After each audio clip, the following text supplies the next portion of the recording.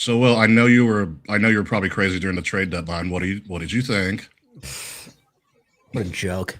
They needed bullpen help and like a middle infielder, and instead they got another DH first baseman.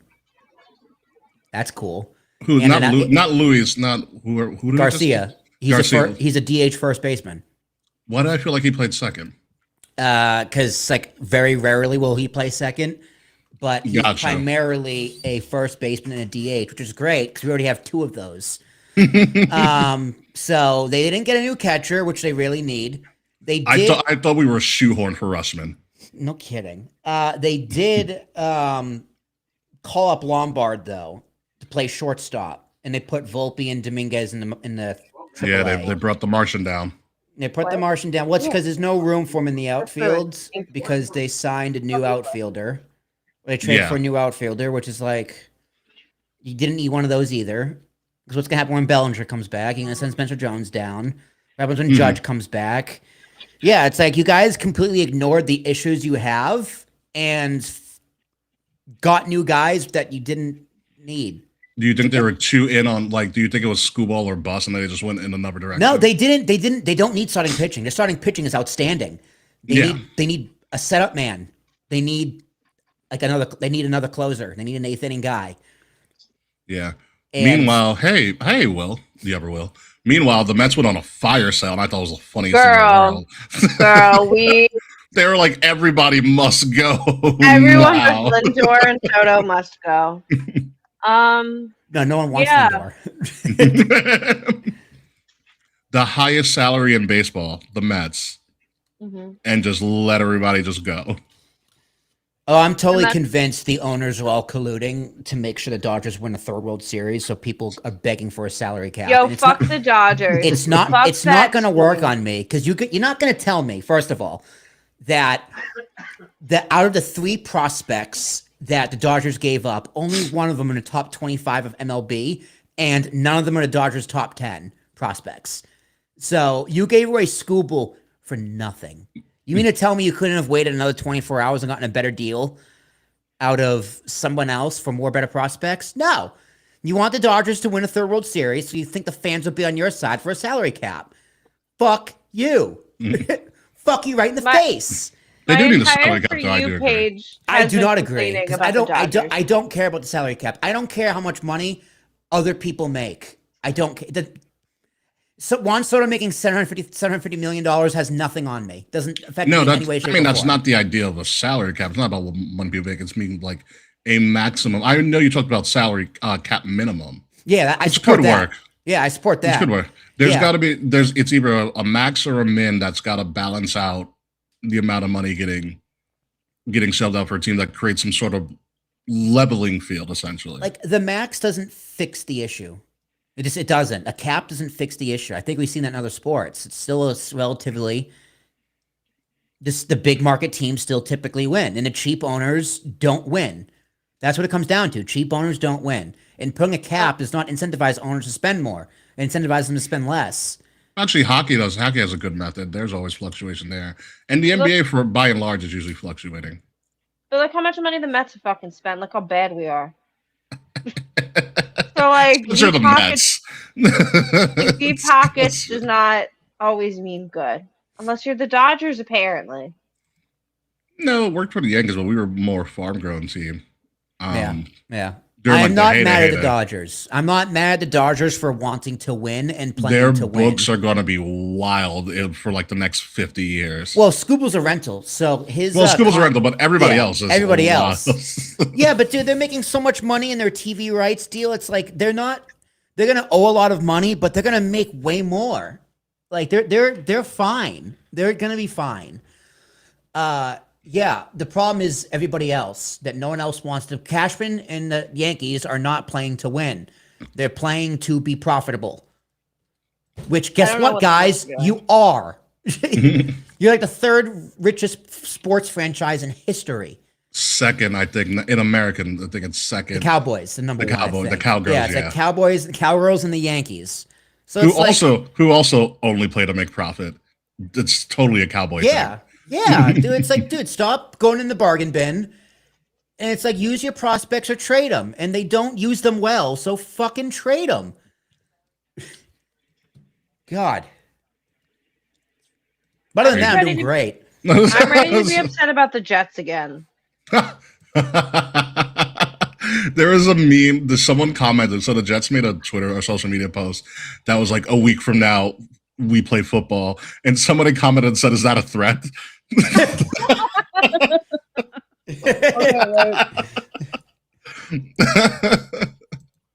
That's good. Yeah, I was like, it could be a threat because, God, the Jets. I mean, it's going to be in New York, at least. It's going to be a competition of who's the biggest shit show, the Jets or the Giants. Here's the thing. Danhausen uncursed the Jets.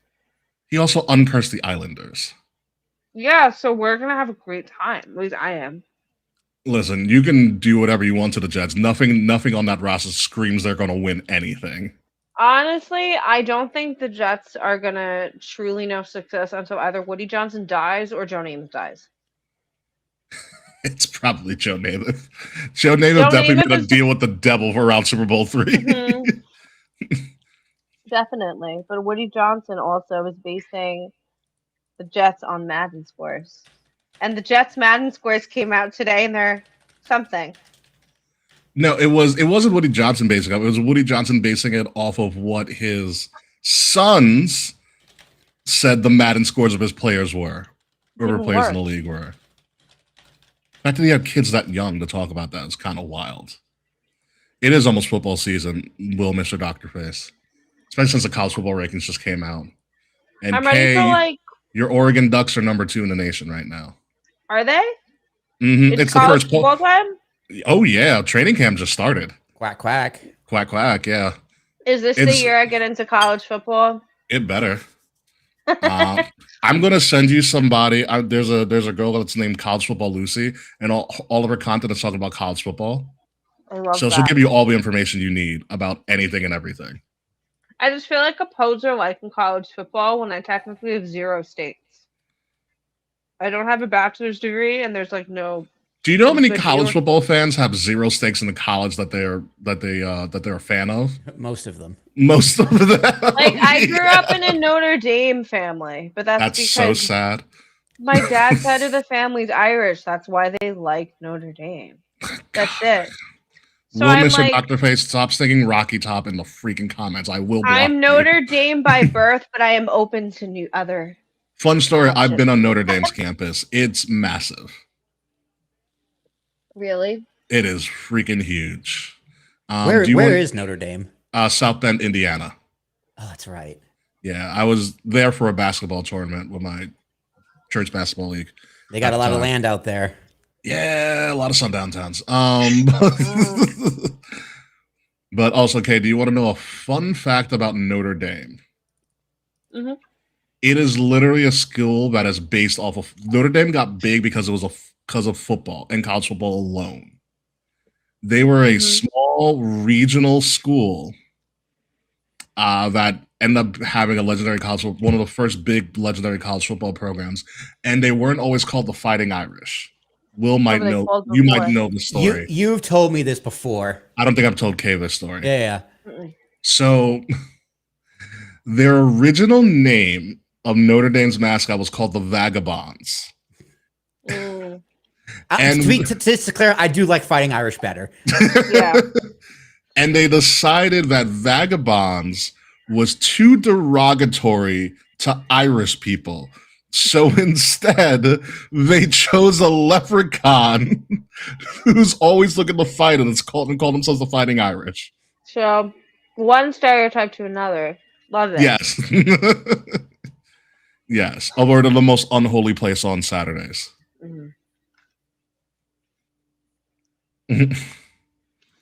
South Bend and Indiana, but yeah. Notre Dame actually should be pretty good. They finally updated their locker room facilities. Wow. Notre Dame is very traditional. They didn't want to update shit. You ever see Rudy? Mm-hmm. That's what the locker room looked like until last year. Damn. They're also one of the biggest brands in college football, and they wouldn't update shit. They got a private investor to fucking do it. Wow. Although Rudy also actually exists. He does tours and stuff. He does all the cons and shit. He's still alive. Mm-hmm. It wasn't that long ago. Like they It got that feels that long adaptation. ago. It is, but they got that adaptation real quick for his story. Mhm. Fun story too, but black guy, his essentially his magical Negro in the movie. It was went to Towson. Very cool. He's like our most famous actor. That and the guy Mike Rowe who did Dirty Jobs. Good old Mike Rowe.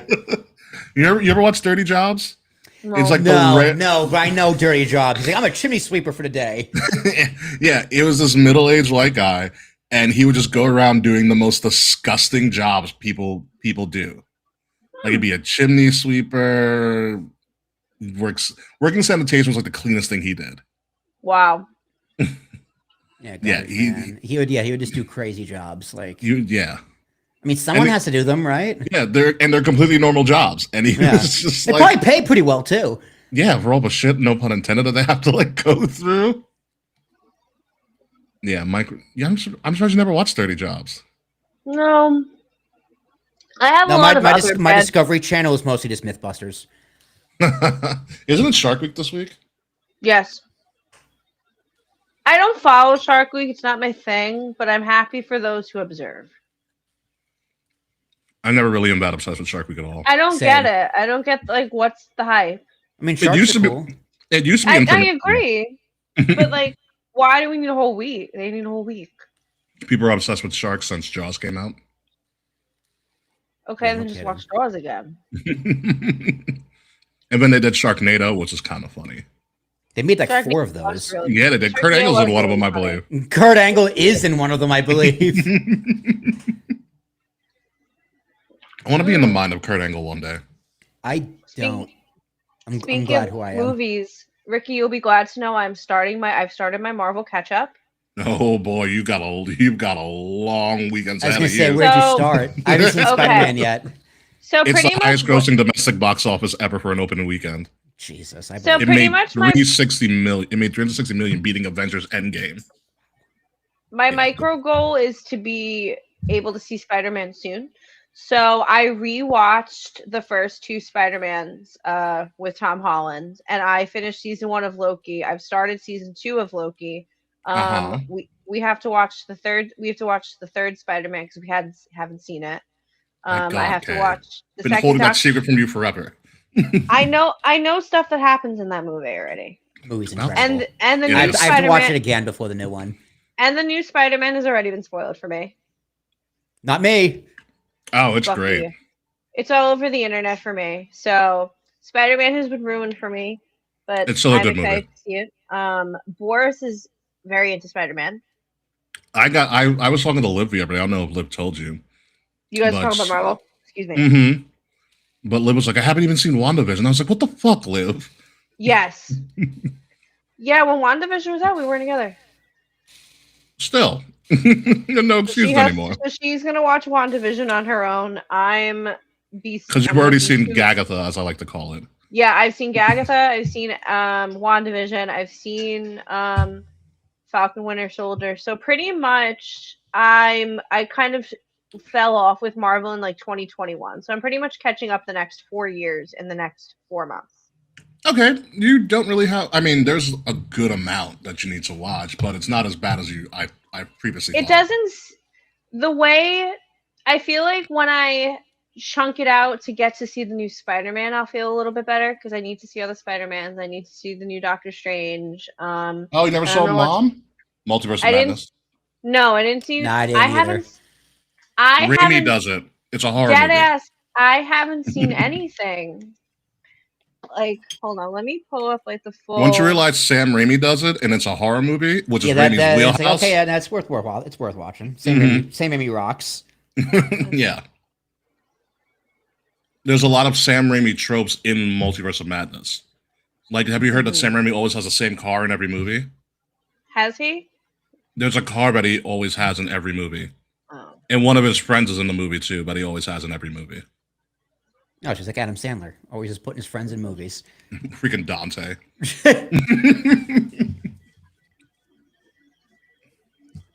Why are you not loading?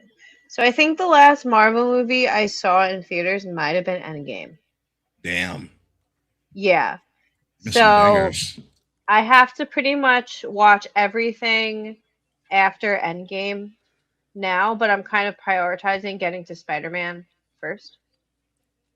Understandable. Spider-Man has one of the least connective tissues. Yeah, and Spider-Man is my favorite of Marvel I love superheroes. Spider-Man, So and Tom Holland's a I great pri- Spider-Man too. It's yeah, I fantastic. love him. So I need to get to Spider-Man, and then after I catch up on Spider-Man, or mostly catch up on Spider-Man, watch Guardians 3, and then Ooh, get tissues for Guardians 3. oh, I'm nervous. And then after Guardians 3, I'm going to circle back to Shang-Chi and just The proceed. Marvels, watch the Marvels. Also, do not forget the cartoons. Which ones X-Men besides- 97, baby. I didn't People love start X-Men X-Men 97. 97 yet. Have you started? It sounds like you started, Will. No, I just know people love it. It's fucking great. I'm excited to start it. I'm just like, I don't give a fuck about most of these movies, with the exception of like Black Panther, Wakanda Forever, like Guardians Get 3, tissues for that, too. Spider-Man movies.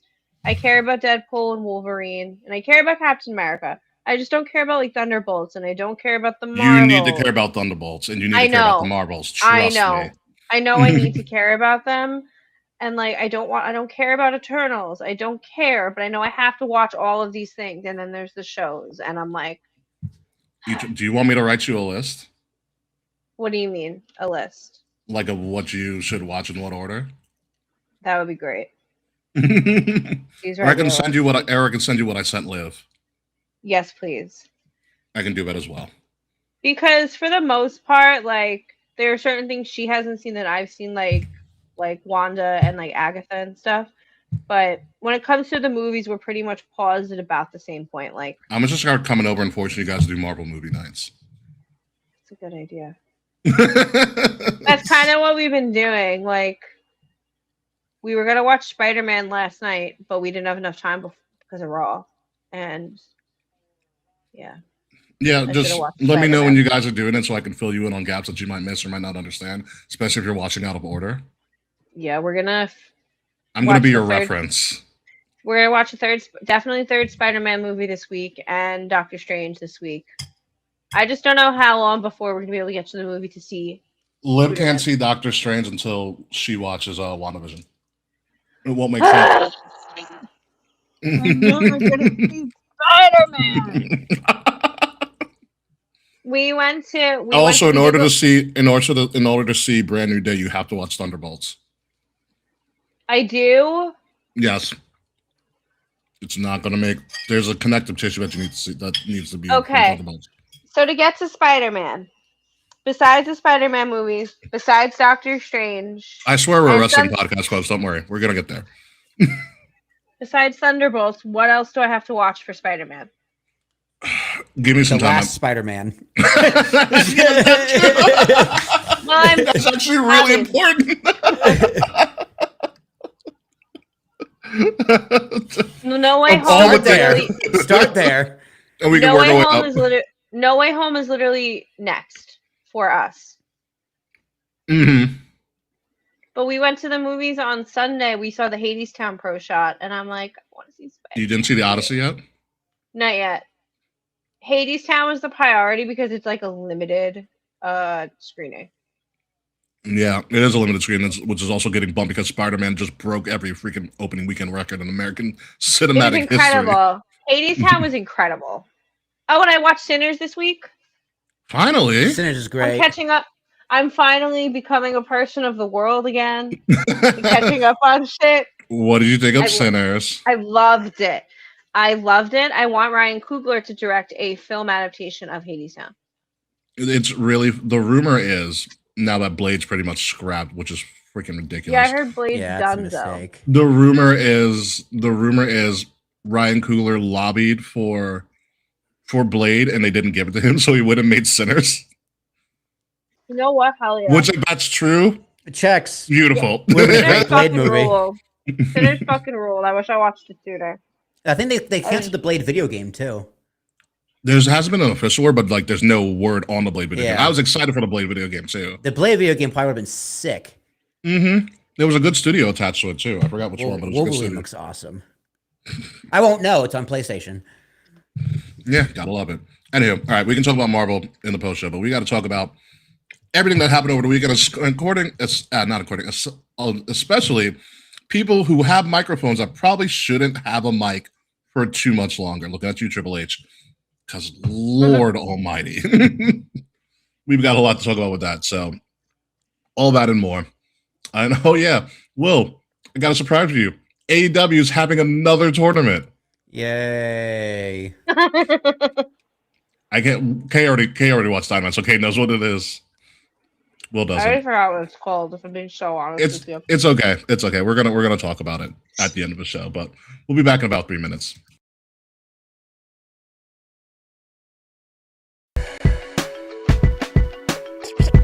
Kings of the rings of the illest.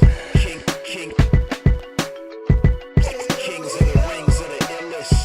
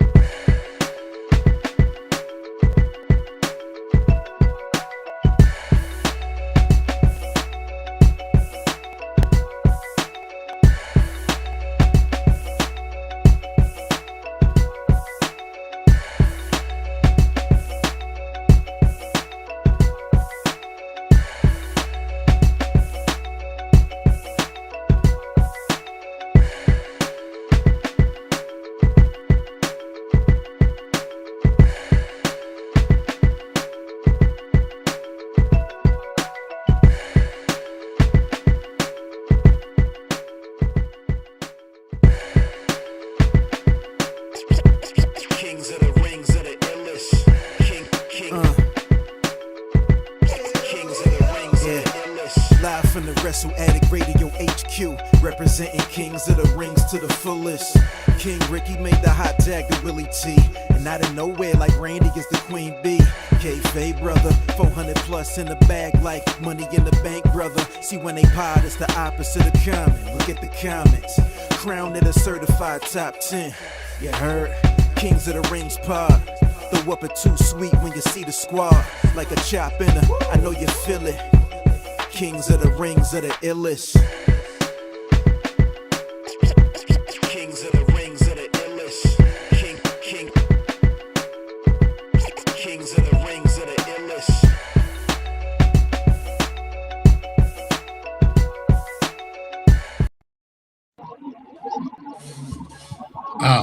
Feels good to be back. Oh baby, we're here. We made it. Well, now that I'm fed, we did survive all of the fun stuff. Ladies and gentlemen, welcome to Kings of the Rings podcast, episode number 451 on our long and slow road to episode 500. I'm your host, King Ricky Rose. Thank you guys for joining us this evening. We are live right now on Twitch, on YouTube, on Facebook at Kings of the Rings podcast, and at Wrestle Addict Radio. We have a lot to talk about. SummerSlam was very newsworthy for all the good and the bad things. AEW is now essentially the next big pay-per-view coming up, because the next WWE PLE is not until October, when it's Money in the Bank. It's 10 weeks to another WWE special, which is actually kind of crazy. So we're going to talk about all of that, all the returns, all the people who came back, and people who moved different places. There's a lot that's going on, especially with people talking on a microphone throughout the weekend. But before we get to that, another guy who likes talking on the microphone for a living, the Styrofoam Stallion, Mr. 8.5 by 11, the founder, Will Tarashak. How are you? I do indeed talk into a microphone for a living. It's amazing people actually pay me to do this. Which is scary. Very scary. Yeah. Well, I thought SummerSlam rocked. I don't know what Triple H did, but I'm excited to find out. So that's always a thing. He did a lot before and after. I mean, before and during the show. Are we in a new era again? I wish. It would have been better than the shit he said. I think Kevin Owens is the only person who returned to wrestling and get fatter. So that's always fun. Shout out to KO coming back. Love me some Kevin Owens. Mm-hmm. And back again for the very first time. Kayfabe. Hello. I am in my 1,000 new office configuration. Yeah, with us in the background. Look at that. Yuck! There you are. Yeah. You're right there. We have been decluttering in the Bongart household, so I got rid of my desk because I don't use it. So I gave Liv my desk because I had the pretty desk. I moved my comfy chair into the living room and put all of my wedding pictures together. So very, very nice. I'm comfortable.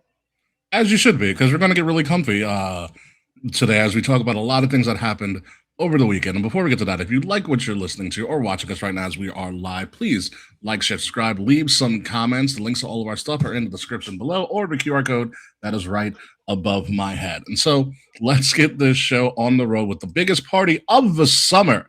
SummerSlam was this past weekend, August 1st and 2nd in Minnesota at the US Bank Stadium, which was not at capacity, which was blatantly obvious on TV, to me at least. They shot it well. It was shot very well because I noticed, especially in night one, they didn't really shoot the right half. Like if you're walking on stage, the camera side, where the cameras are, they didn't really shoot the right side. They didn't shoot that all weekend, which was what AEW used to do a lot. But like when someone came out, they had the camera behind. I think it was CM Punk. I was like, oh yeah, no, it was CM Punk. I was like, no, yeah, it's full. It looked full. Like the tops were pretty empty, but no, most of the camera side they blacked it out. It was not there. So there was a couple revealing things about it. We will talk about the wrestling, but it's something that stood out when I first put on the show. I was like, oh yeah, that stage is at like the 30-yard line. That stage is like very close. Short, yeah, it was very, very short. It did a better job of blacking out the background, but there was a video that Kathy Kelly did of like CM Punk walking from backstage through Gorilla to the entrance. I was like, oh, there's a lot of space back there for them to walk. I was like, ooh. But the other one was when Randy came out at the main event. There was a camera bot. There was someone from somebody on camera side. Not camera side, but someone opposite of where they were shooting that got Randy coming in, and there's nobody in the background. I was like, ooh. So essentially, it was like, do you remember when they were in Cleveland? I think for like a first stadium SummerSlam in a while. Nashville. Oh no, a couple years ago. It was Nashville when it was pretty much like half of the. It was half the stadium. Yeah, it was very noticeable. Yeah, it was like that. I was like, ooh, yeah. So it was like that, but otherwise, SummerSlam, by and large, did they announce the attendance? Nope. No. That was one thing I was telling to me because they didn't announce it during night one. I had to fast forward through like the Money's match and the Chad Gable match for night two, but they never. The fact that they didn't announce the attendance is it's telling. I personally enjoyed that. It was well, yeah, it didn't. Because every fucking show they're like announcing our record-breaking all-time gate on a Tuesday. Like, yeah, that's when they had reasonable prices. No, not even past the reasonable prices. They always like to boast about how they're breaking records at gate and shit, but like, people can't afford WWE tickets anymore. No, they can't. It is. I looked for Saturday night main event tickets up until like 2 hours before bell, and it was stupid expensive. Yeah, but otherwise, the wrestling I did like. I think Kay, you might have told me this that a lot of people's seats got moved for changes in production. Yeah, so they could I saw that a lot feel of the TikTok. stadium better. Yeah. Yeah, so that was also telling. It was telling how big the stage was. Like, I liked the stage. It was literally just a replica of a WWE Championship It belt. looked great. Mhm. Stage looked Yeah. great.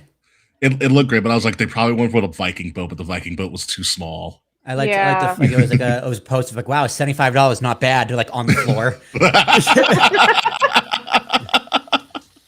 Yeah, it was the attendance was interesting, but the crowd was into it as it was shot, which was good. For the most part, yeah, sure. Yeah. Yeah. Yeah, there were some crazy highlights from it. I don't even know where to start.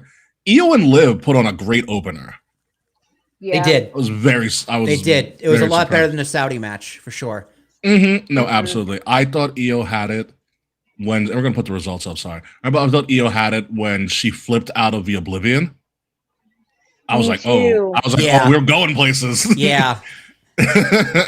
and then she lost. I was like, oh, okay, we're gonna give Liv another title defense. Yeah, Ricky, you almost talked me into it last week of why Io would win because Raquel just won. I thought that's where they were gonna go, but they have this whole. I don't know what they have planned. I had Yeah. booked. I had I didn't- picked Io to win because Liv's cursed. This is true. Liv is cursed. That is true. That was my That was my sole reason for picking Io to win. And Yeah. my And Trips predictions loves did not Io. Do very well. Yeah. Oh, she Trips does. made that very well known over the weekend with his comments that we'll talk about a little bit later. There's a lot of hot mics this Did he weekend. hug her weird again? No, not that I saw that. I Oh, remember the weird good. hug, the weird hug from Unreal. The weird hug was Yeah. very unreal. Yeah. Also, I missed the beginning of the night. Did Hootie do the national anthem like he was supposed to? No. If There it wasn't wasn't, Hootie? if it wasn't televised. It was Darius Rucker. Yes, Hootie. That's Hootie and the Blowfish. Yeah, That's it Hootie. was. Oh, I didn't see it. So I didn't I- watch It it was Darius live. I had to watch both I nights in did. the replay. Oh, okay. It was Darius Rucker. Lives like, who's that? It's Hootie. God damn it. But I also started singing. But he also does that famous cover of Wagon Wheel. Yes, Yeah. that he does. He does that too. Yeah. And then what was it? It was Trips and Stephanie's daughter, but they did not give her the Levesque. It was just Vaughn, whatever. Vaughn Evelyn I was looked her at her- name. I Is that her looked at married her name? and I'm like, No, she's too Oh. young to be no, married. it's She's her, too her young. first and last name. Like first No, and no, middle it's name. her first and middle name. So her first name's Vaughn. Her middle name's Evelyn. Vaughn They Evelyn weren't gonna Levesque. let her go. They weren't gonna let her be Vaughn Levesque. No way. That girl would have gotten fucking. Honestly, I don't know how it would have gone if the crowd knew it was Trips' She was a daughter. Levesque. They would have booed her. But like, I looked No, at the Brooklyn girl. will I'm boot like, her. Minnesota's I nice. said, I'm like, I've never seen this. I'm like, this girl looks very familiar, but I'm like, who the fuck is Vaughn? What is her name? Vaughn Everly? Vaughn Evelyn. So, Evelyn. Sorry. Evelyn, yes. Vaughn Evelyn. I'm like, who the fuck is Vaughn Evelyn? I'm like, I've never heard of this girl, but she looks so familiar. It's a Triple H Never nose. ever- Let's say she got the big nose. She's got Yeah. a Trips nose. Yep. Her eyes are like giving Stephanie a little That bit. sounds like genetics. That sounds a lot like genetics. Other big things happening night one as we go through. Oh, even though the match was whatever it was, Solo's so funny. Oh my god, he's hysterical. When he ran back Jey Uso's thing, I was like, That yeah, perfect. that was really funny. I was This like, you is know I what? wanted So from Solo to perfect. go all along. Well, I think he's always naturally funny. His character was never allowed to be funny. Yeah, and that's a fucking shame. I'm glad he's allowed to be funny now. Yeah, he was funny. I'm still surprised they went over. After watching Oh my Raw, God. I'm not. But I get what you mean, but like it kind of makes sense. I think he was kind of forced into a corner, and I think you'll understand why in a little bit. Oh, it's because LA Knight's going after Roman. That's what it is, right? Mhm. Yeah, Yeah, okay, that makes and more that's going sense. after Roman. The Bella twins are back for 2 seconds until Brie broke her Broke her scapula, shoulder. I Broke her can't get shoulder. over it. and she's gone. I did call the heel turn though. Yeah, you had to do something with Paige. I was like, yeah, Paige needs to go Primo. solo, and you took Yeah. Bree's spot. You took Nikki's spot, and so you're gonna Yeah. get turned on. Duh. Yeah, Wrestling.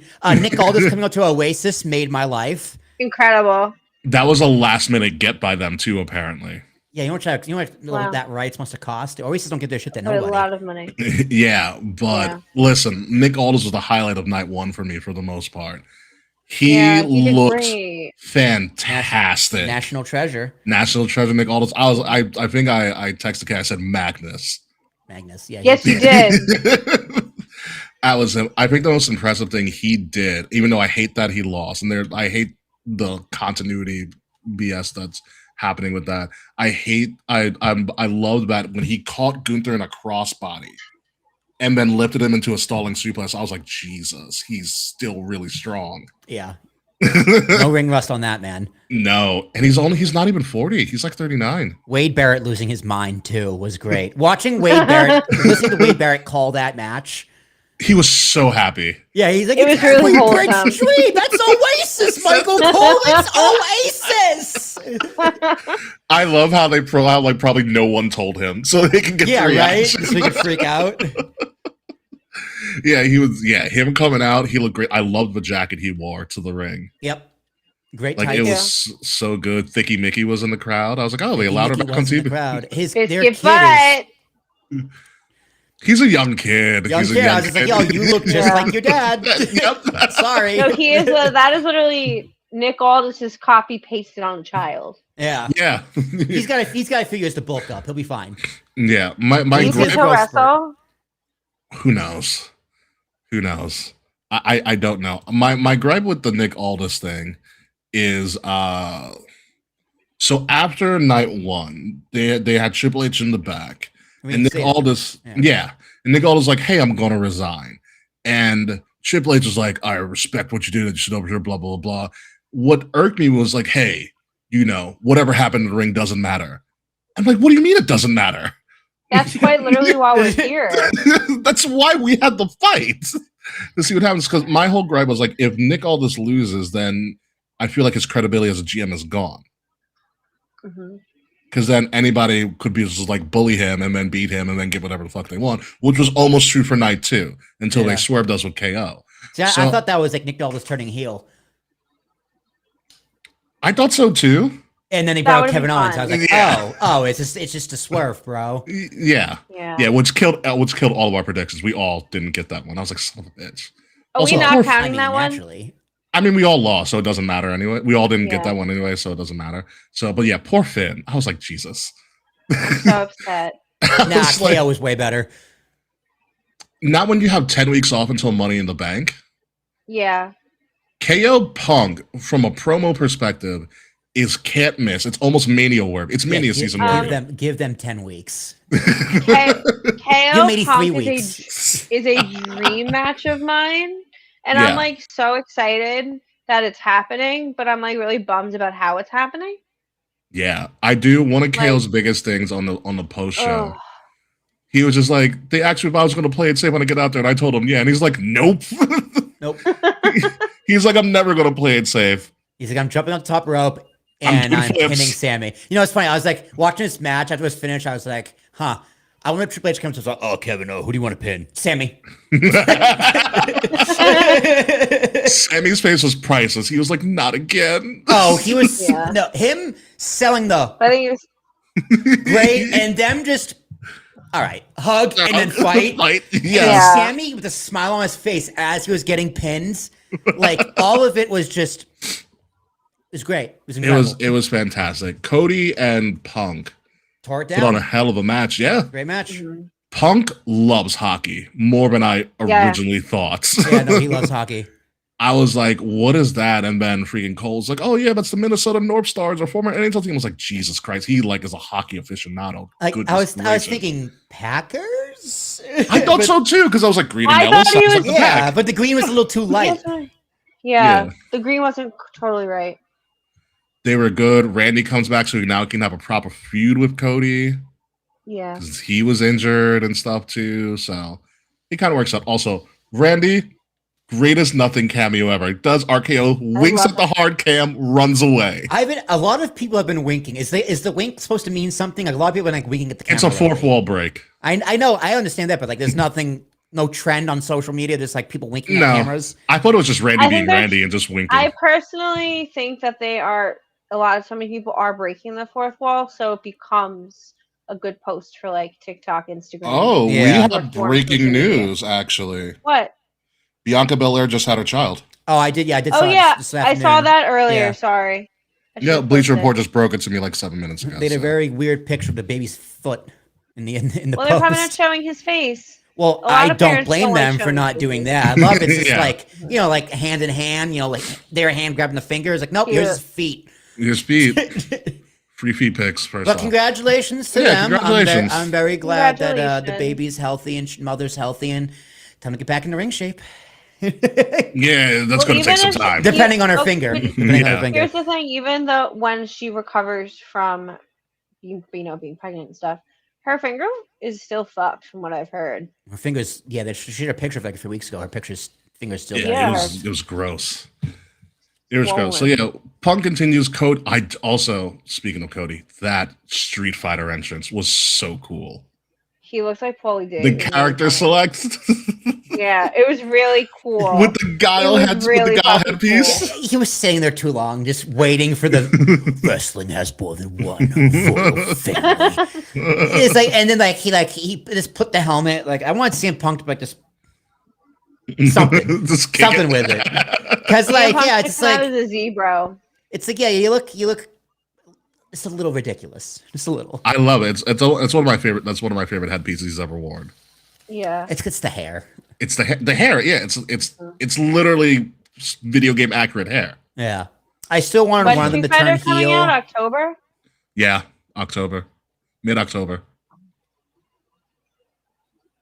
So I guess that's why they're doing the promo so early, because probably Money in the Bank is. Money in the Bank will be Okay. sponsored by something else. Yeah. So, and then we got to the actual main event of night one, a 13-minute Hell in a Cell match. Whelming. Whelming, like, Yeah. yay, fight, like, it's what we thought it was going to be. I do like Brock paying homage to Taker with all the moves he did on Oba that Mhm. Taker did. Including to the sit him. up that Yeah. the camera missed. Yeah. The sit up, but pulling out the padding and totally breaking kayfabe and just tombstoning him. And so that was cool. And officially, as of today, on the ever glorious Pat McAfee show, Brock officially announced his retirement. So he is done. It was very nice of Brock to be like, I am the past now. He is the future. Yeah, I liked think it. I think Brocker's right in doing this program with Oba and refusing to like tap out to Gunther. If that was true, Mhm. he's like, I don't want to work with Gunther. I think he made the right choice because Oba, I mean, he looked great. The match was what it was. He'll be fine moving forward. Yeah. Job got done. Also, Gunther retiring Lesnar does nothing for Gunther anymore. Like the sticks come along. You got Styles, Cena, Goldberg. Yeah, Yeah. I agree. Yeah. I feel What like are you gonna do?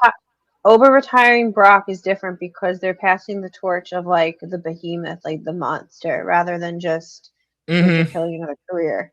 Yeah, and now what's Paul Heyman gonna do? He's gonna waddle around backstage Mm. for a while. Moving on mostly tonight too. We even talked about Finn getting Street and KO's back. Human Money's on a Pole was what it was. The one interesting thing about Human Money's on a Pole. Does anybody know who the comedian Brad Williams is? Yes, he was a Minihausen. Brad Williams is a vertically challenged man who's a comedian, and he's fucking hysterical.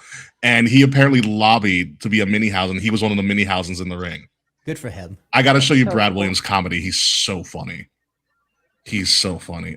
He was a Minihausen. Corbin beating Trick was I did not see A coming. decision. A decision. Yeah. Terrible decision. Yeah, because speaking of no reactions, Baron Corbin didn't get one. No, No. not at all. But If I Trick did doesn't forget win how Money in the pretty Bank, the end I of will days be- looks. Oh, the end of days is I so, did- and so is the Deep Six. I love Ended So it's a Days. deep six. So it's really funny. Like, the match was fine. Yeah, Baron it's Corbin fine. was fine. I like little But Yachty he going to the didn't table. I need- thought that was cool. Baron Corbin did not need to have a title match in his first match back. He did not need let alone win. Yeah. No. Like, and I have no problem. I don't have a problem with Baron Corbin. I just there are so many other damn it, people Fritz. that should have been in that spot, like Carmelo Hayes. Wink, wink, Yeah. nudge, nudge. that should have had the spot. Baron Corbin shouldn't have had the spot. Yeah, there's something fishy with them going away from Hayes and Trick, which I think is really weird. But Corbin winning was just, it was there. The interesting thing about Corbin is that he was formerly with MLW, where Dijak is, or Dijakovic is right now, and MLW records their stuff. So currently in the MLW timeline, Corbin is still a tag team champion. Oh, that's really funny. How? So when because they that episode of Corbin dropping or whatever hasn't happened yet. So Dijak posts and he's like, "Congratulations, double champ." That's really funny. Yeah, the Corbin one is interesting. If Trick is gonna get pushed into Case Point, wins Money in the Bank, This is fine then. it's great. I mean, I think Yeah. Trick and Punk would be a good feud. Oh, so good. Yeah, as long as he keeps Little Yachty. Little Yachty has grown on me. I think he's fun. I like Little Yachty. I think it's fun. I think he's I once Kevin Owens came out, I'm like, fuck, I have to start watching SmackDown, don't I? they've got a good roster now with KO back. Only thing's missing is Drew. Drew's not around yet. Yeah, they do have a very good roster. And Ricky, they pulled the trigger with Chelsea Green. Yes, they have. Yes. Thank Very, God. very well done. That finish was really funny because she's just upside Yeah. down for like 6 minutes. Yes. That women's match was good as it was. I love the whole trope of people almost failing to catch Tiffany Stratton every time she jumps off the ladder. Yeah. Yeah. People almost never catch her. It happened in NXT when they did a ladder match. Mm-hmm. Like they blatantly, like they missed her. I'm like, whoops. Sorry, And bitch. she swanton from like 10, 15 feet in the air and didn't actually get caught and just landed on her back on like the ramp. Mm-hmm. Yeah. It was a little clunky. The match was clunky, the ladder match. Yeah, But it was had fun. it had the right finish. It had the right finish. I was like, it was really funny because Will and I were talking last week. They're like, this is perfect for Chelsea, but they won't do it. They won't do it.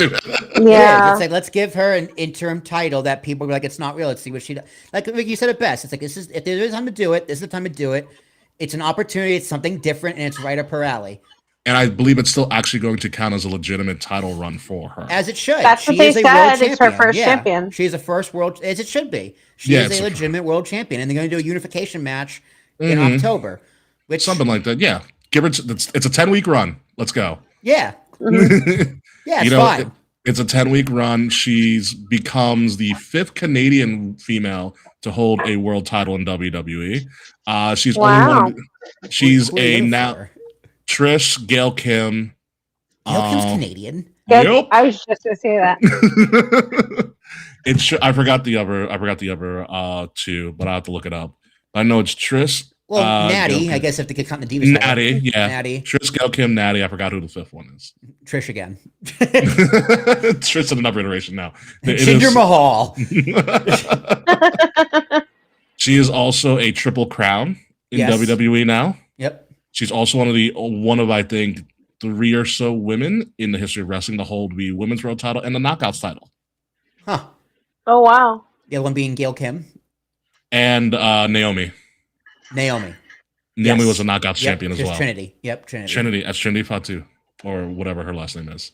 But I think it was just Trinity at the time. So yeah, no. Chelsea Green was great. I didn't see that coming. But then Mike Cole was like, "Oh yeah, it's a shame that Chelsea Green's like all of her friends couldn't be there because there was a strike with an airline, but her family's here." I was like, "Oh, she's winning." I was like, oh, yeah, she's winning. Oh, it's Maurice. Maurice is the 5th one because Maurice was the Divas Maurice. champion. Good call, Taquan. Yes, Thank you, Taquan. she's very Canadian. She's French Canadian, actually. French Big Canadian. difference. She's like the Yes. most Canadian. She's the most French Canadian. But yeah, no, I was like, oh, her family's here. It's like she's got to be winning, I think. But then I was like, oh, she's got him, and then was it Jade's baddies came out? I was like, oh, I guess not. And then she was just hanging there, and then she finally like lifted up. I was like, great, because like I saw her hanging, I was like, that's a lot of ab muscle to just like lift yourself up like that. I was like, man, there's a lot of blood flowing to her head. That too. Yeah. Imagine she went and grabbed it and she almost like fell off the ladder. She climbed that ladder so quickly and just stood there holding it up For the what entire felt like 20 forever. minutes. Strong. Yeah, no, she was literally awesome. could not believe it. Yeah, exactly, frats. I knew that. French Canadians don't like being called Canadians. Yeah, they're weird up there. Too bad. That's why we give him Q back. But the best thing Chelsea Green did was, did anybody watch the post show? I No. did. She did. Can I say it? Go for it. Well, they had to censor her because she's like, I did it my fucking way. She dedicated her victory to Michael Hayes. Ah, amazing. Oh, good for you, girl. I love her.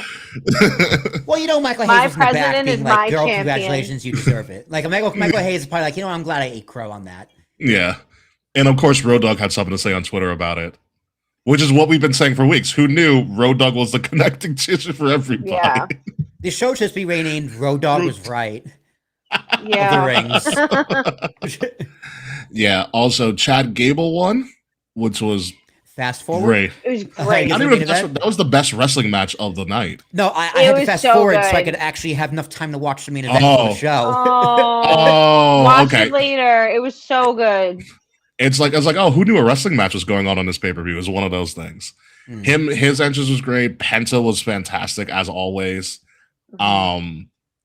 His son, he got his son a matching singlet. I did see that. I thought that was great. I thought that was great. His family's adorable. Oh yeah, no, his family's great. His mom and his dad were there too. Yeah. You know what I saw online? What? Allegedly on a dark match, Ray Phoenix and Penta are together again. That's right. The Lucha Bros did a dark match. Yes. So Oh, so Penta's just I like, think- hey, now that I got this IC title belt, can we Can go we to do tag some team? stuff? Tag team, let's Yeah. go. Yeah, they're experimenting with that as well. And then obviously the final match, the main event of main events, Roman versus Seth, finally putting the Shield to rest. oh, Yeah, right. For now. we'll see you in 10 years for one last ride. Yeah, wait until Ambrose comes back. I love the Ambrose Amat's Lunatic Lariat and Oh the my Dirty God. Deeds. Dirty deeds. And the mask in the middle. Oh, whatever. I did like Seth's entrance Yeah. where He looks great. it looked like a wardrobe change, but it wasn't because the first thing of him was just a LED screen of him in the Shield gear. It's funny. I looked down, like, during entrance, and I looked up. I'm like, what? And I was like, oh, it has to be the LED screen. Yeah, Well done, he- WWE. Well done. Yeah, him looking like Buzz Lightyear. Yeah, the match was great. 5-star match, for sure. Yeah. Yeah. No, it's a fantastic match. It was great. Roman being Roman, Seth being Seth. Seth can still out wrestle Roman. That was pretty much clear and proven. Roman just had, I thought, because they kept teasing it for so long, I thought Roman was going to do a super spear and Seth was going to stomp him. Oh, that would have been Ooh, crazy. that would have been fun. Because that would have been like, that's it then. But, and like, because Seth's whole thing was like, I will always be able to out wrestle you because like I'm smarter than you essentially. And I was like, if Seth just outsmarts him one last time, I was like, that's a great ending. I tried so hard to avoid spoilers for this main event, specifically so the false finishes would get me. But Yeah. my dumb ass opened something, and I saw Roman with the title talking to LA Knight. I'm like, well, There it is. There it is. Still a great match. Still a very, very good match. And Yeah. they took their time. They gave him a lot of time. They gave him a lot of They time. gave him a lot of time, which is what they needed. They needed a lot of time to tell that story and do it right. And I did like the whole Roman's like, I'm not going to hit you with the chair. I'm actually just going to fight you. Yeah, it was good. And then the best part was the memes afterwards, where they had like a force ghost of John Moxley in the middle. Dude, Fret should have forced Ghost of Kurt Angle. Kurt Angle posted it. Oh, I've Kurt seen Angle a lot posted of- it? Yeah. He's like, thanks for thinking about me one last time, guys. Amazing. Yeah, the Force Ghost angle was freaking great. It was absolutely great. But yeah, no, it was a solid ending. There was a lot of interesting stuff, especially in the post show, where KO talked about one of the things that brought him back and saying he's always going to give it his all was he talked about Rebel Tanea from That AEW. was really cool of him. The one who was he brought up Rebel Tanea, the one that's battling ALS. Yes. I was going to say, she's sick, right? She has ALS, Yes. yeah. Yes. And they brought back the Ice Bucket Challenge for her and everything. And he was Yeah, like, it was really nice. yeah, he was like, I know she doesn't work here, but some things are bigger than wrestling. Yeah, goddamn right. Yeah. So he brought that up, being like that was one of his motivating factors to come back and things like that. So it was really nice. Overall, I think it was good. It probably would have benefited if they actually were able to sell, which is kind of damning because the card, like you said, the card was good. It's a good one. It would have been a great one night card if you eliminated like 2 matches. Like that was what I was thinking. Yeah, if you eliminate, Will and I talked this last week. If you eliminated 2 matches, it's a great one nighter. Yeah, I think we got 3 matches, but yeah, I thought overall it was a very, very good SummerSlam because they learned their mistake from WrestleMania. It was still very ad heavy, still promo heavy. Every match had an ad. Yes, dude, literally, I'm not kidding. There was like on the replay, there is those built-in ad breaks. Yeah, and it went to a non-skippable ad in the middle of that ad break to go back to more ads. Jesus, and you know what the worst was? Here's the worst. This is not even a sport. Chad Gable wins. Okay, he has his thing with his the mug root beer guy comes in. And the mug root beer guy comes in. I go, why? Why would you do this? What is happening? So, but each match got plenty of time. I don't think other than the women's tag, I think that was pretty short. Yeah, but who gives a shit? Who gives a shit? The women's tag was pretty short. Yeah, I think the money's on a pole match was also short. Yeah, it needed to be short. Yeah, but you can see Dom's disdain on his face too. Yeah, he's over from the start. He did not want to be there at all. But everything else was timed very well, paced very well as well. The show went by very well. It was 3 hours both nights. Yeah, it ended at 9 both nights. Crazy. I was like, wow, I have my night back. Out in the sunlight. Yeah. Yeah, they're also in like Central Time, I believe. Yeah, as well. Central Time. So overall, you have Randy coming back, KO coming back, Chelsea Green, Chad Gable, brand new champions, and no more Brock. Oh yeah, Baron Corbin won the title too. And no more Brock, much to the chagrin of Paul Heyman. But moving on from SummerSlam, crown it, strong 8. Yeah, I'll give it a solid 8. 8 is fine. Yeah, 8 is fine. A lot of unpredictable moments, a lot of big moments that we didn't see coming, like KO returning and Chelsea Green winning. So it worked out. It was a strong 8. Now, on to other parts of the wrestling world, in particular in the NXT world. So this happened right when we were about wrapping up our SummerSlam preview. By the way, Grayson Waller opened up NXT and just went off for about 10 minutes. Yeah, the YouTube clip was 8.5 minutes. Yeah. Well, yeah, you had 2 minutes for the intro of NXT and whatnot. Went off uninterrupted for about 8 minutes and just aired a bunch of grievances. Some of the highlights were, which I thought was a great call, but he goes, I debuted in Madison Square Garden in the main event because he debuted against Edge. Because Edge was like, we're going to see if you can sink or swim. And at the end of the match, when Edge beat me, he goes, hey, Grayson, you swam. Yeah. So that's when he was like, I debuted in MSG and I swam. And then after that, it was a joke. He called Austin Theory a 240-pound like bag of crap they had to carry around. And that he's always going to be a Marty Jannetty. He's not wrong. He's always going to be a Marty Jannetty. He talked about his time kind of being a comedy act with the New Day and how he appreciate that, how he worked on his stuff. And he went and he talked about having to reinvent himself and doing what everybody wanted him to do, and it wasn't working out, which is a shame because when I saw Grayson, I was like, oh, this guy's got it. Like he's like Piper. He's got the mouth of Piper, and he's very athletic. And then somehow they screwed it up with him in Theory. Yeah. That was supposed to be a breakup, and then Theory went to the Division and all of that. Then he talks about coming back to NXT, and he just lambasted the NXT roster. The men specifically. He's like, you guys are like, when I watched this, I expected heavy hits. And I'm like, yeah, it's a good promo. It's a good work shoot. But I don't know. It didn't hit as hard as the internet says it hits for me. Probably because you don't watch NXT. Also true. The internet was like, this is the new pipe bomb. And I'm like, no, it's not. No, he could have gone deeper, but it was the CM Punk pipe bomb was focused on the industry as a whole. That's what made it big. This was more for this him. Is personal, yeah. I was like, yeah, he's like the women are ready. I'm like, yeah, no, that checks. He goes, what did he say? He said that, maybe you guys should stop doing TikToks and actually watch the program. You might learn something. You might learn something. That's fair, Yeah. though. He goes, the women run circles around. He goes, only 10% of this roster is ready, and they're all women. Which is probably true, but to be fair, Yeah. It is probably true. all the men just got called up. They just got gutted. The whole roster just got gutted. He also talked about, what did he say? He mocked Mike Santana's new name. Yeah, he's like, great name, by the way. They're gonna forget you in 6 weeks. Yeah, and then he said, because I know you were. I think his toughest line. He was like, "I know you were a TNA champion. That's good for you, but this isn't 2005 Yeah. anymore." He said, Ooh. "Being a world champion in TNA is like being the best basketball player at your local YMCA." I was Which is so close to being true. Yeah. So yikes. And then I do love how they tried to cut him off, like Sean said, to wrap it up. He goes, if Sean wants you to wrap it up, tell him to come out here and tune up the band again.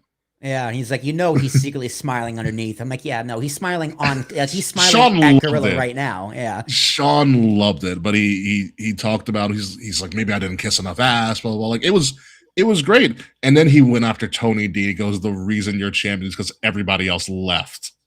I mean, I was like, ooh, you have been there a long time. You have I been didn't there. be here that long. It's because they forced him to do a character change, so they had to see that character change out Yeah. for a while. Because as much as we love the Italian mobster Tony D, it was never making on the main roster. It was, no. It was never gonna happen. Not with the bloodline involved. I would have loved to have seen original Tony D versus like Roman Reigns bloodline, and then have like a random. Give me the mob versus the bloodline. Family versus family. One by blood, one by choice. Family. Wrestling has more than one. Family. Sponsored by Fast and Furious 11. It'd be a great Survivor Series match. It would be a good Survivor Series match. Oh, yeah, with the right sponsorship. But no, I like Grayson Waller's promo. Hopefully this does something for him. He's obviously going down to NXT because they have nothing for him on the main roster, clearly. Yeah. With everybody coming back and stuff. And that's fine. It happened to Finn. It's happened to a couple of other people. And it works. Good luck, Grayson. Yeah. See you in a few years. Mm-hmm. So yeah, I think he's going to run with this really well. And before we get to all that stuff, let me break and tell you guys the updated leaderboard. I'm nervous. Cool. Well, okay, you shouldn't be, because remaining in first place is UK with 93. Will you beat me by a point? Hell yeah, back in second. You are second with 85. I'm in third and 84. And the split was Punk or Roman. I picked Punk. You picked Roman. I mean, no, Roman or Seth. Roman or Seth. Yeah, I picked Seth. You picked Roman. Yeah. And that's then, what got you over. Yeah, you got, because you picked Chelsea, I picked Charlotte, and then I didn't pick Chelsea. We all picked Charlotte. Okay. Yeah. It was a Charlotte Flair clause. Yeah. Listen, literally sometimes night one, I was just like, my fucking scores, man, suffering. Because I picked Bloodline to win. I picked Charlotte to win. I picked Finn to win. Listen, it happens. It happened. We were all surprised by a lot of stuff happening. Yeah. We're all shocked by a lot of stuff happening. Speaking of stuff, shocked by a lot of stuff happening, let's enter Paul Triple H Levesque. And boy. Paul had some words over the past couple of weeks about his position and about WWE creative in general. This is from about a week ago. This is the first soundbite from Paul from about a week ago. He pretty much said that he wishes fans could put their passion for WWE into talent as opposed to blaming the writing. What? So he goes on to say this: that passion is what drives people. It's no different than the NFL, where the guys that have never played a down of football in their life or haven't played since Pee Wee or whatever are screaming and ranting, this coach sucks, he knows nothing about football, doesn't understand the game, why would he run that play, why would he do this, why would he do that, why would he draft that guy? There's millions of reasons why, but it's that passion. Just like the NFL or NBA or Major League Baseball, people sit on the couch and yell, I'm done, I'm never watching the Knicks again. They suck. And then they win, and now they're the greatest thing ever. It's amazing. It's passion. And at the end of the day, it's why we do what we do. He actually legitimately No. said that. No, he didn't. Yes, he did. Stop it. Then he goes on my to say, God. I'm embarrassed to be wearing a DX shirt right now. and then he goes on to say, I wish sometimes we could put that passion into the talent now, as opposed to when somebody gets heat in our business. It's like, God, why would they write that way? As opposed to, that no good piece of crap did this. There's something to saying about innocence of not knowing, and it's still being real to me, damn it. But it is what it is. I love that. I love the hate. I love the love. It's all passion for what we do. By the way, we're already on Unreal Season 3, by the way. Did you watch it? No. My whole I thing did. is, if you don't want us to comment about the writing team, maybe you should have never broke kayfabe with the curtain call all these years ago. Amen. Maybe you should have never greenlit a series where they literally break down the entire business in front of your face. And Literally put the writers' room on camera. Literally, one of Yeah. the episode descriptions talks set for Unreal. I think season 3 says when Seth Rollins gets injured, the writing room has to pivot. That is a direct description. I'm paraphrasing, but it clearly names the writing room needing to shake it up. If you don't want us to summary. criticize the writers, don't tell us that writers did this. Yeah, so I don't get it. Is he saying, I'd rather you blame the talent? I think For doing what they're told? It's a little dumb, no offense, because it sounds like he wants us to start treating WWE like a sport rather than sports entertainment, which has historically been what we've been told. That sounds like AEW. And AEW does a better job at it. No, but like if you want to tell us to blame the talent, it sounds like you want us to focus on the wrestling and like you don't want us to know that there's a story involved. But There's also a problem. You have to have wrestling on your show for us to care about the wrestling. Yeah. Like I watched AEW today and I had such a better time watching AEW, and I feel like that's been my general theme watching wrestling throughout the weeks, is because there's wrestling constantly on AEW and it's good. Yeah. It's good wrestling, it's interesting wrestling, and it sets up long-term storytelling. Yeah. Like I'm fucking hyped for All In, a pay-per-view that's happening in 30 days because of the stuff they set up this week. It's kind of WWE's crazy. not doing that. Yeah, it's kind of crazy that. Go ahead, okay, sorry. WWE books their pay-per-views up to like the day before. Like they're like the kid. No, WWE's like the fucking kid doing the group project that doesn't do all their shit until the night before. And half the time what we're presented is disorganized slop. AEW seems to be putting on a lot more thoughtful, quality wrestling. They figured it out, which is wild. They really, really have. And it's night and day between WWE and AEW, and it's like such a problem that Triple H is like kind of trying to change how he wants us to perceive the product. It's because the writing is bad. I've never seen somebody get mad that people are criticizing his public job like this. Because every like around WrestleMania, like 41 or something, he was like, I wish people can just shut up and watch wrestling. Yeah. Wait till the finish product. No, Triple H, because you said yourself, you love the hate, you love the passion. This is your job. You were what, the COO is his official job Chief title? Content Officer, CCO. CCO, my bad. So you were the CCO of a huge public company. You signed up for this by accepting this job. You signed up for public scrutiny. Fucking man up, Triple H. Sorry. But this is your job. We the fans and the consumer of the product are not going to like it all the time. You also greenlit the content that makes us criticize the writer's room even more. Yeah. You're the chief content officer. Yes. If you want wrestling to continue to be perceived as this like sacred business, stop exposing the business. Don't make a Netflix show about it. If you need a show to fulfill a Netflix deal, do another reality show, like bring back Total Divas or something. Bring back Miz and Mrs. WWE. Miz and Mrs. Yes, please. Camp WWE. Absolutely. Love Camp WWE. But there's like a million couples in WWE now you could focus on. They have Bianca so much and other content. Taz. Yeah. Bianca and Montez, AJ and Punk if they really wanted to. Seth and Becky. They have the content, but they chose Yeah. to focus on behind the scenes for whatever reason.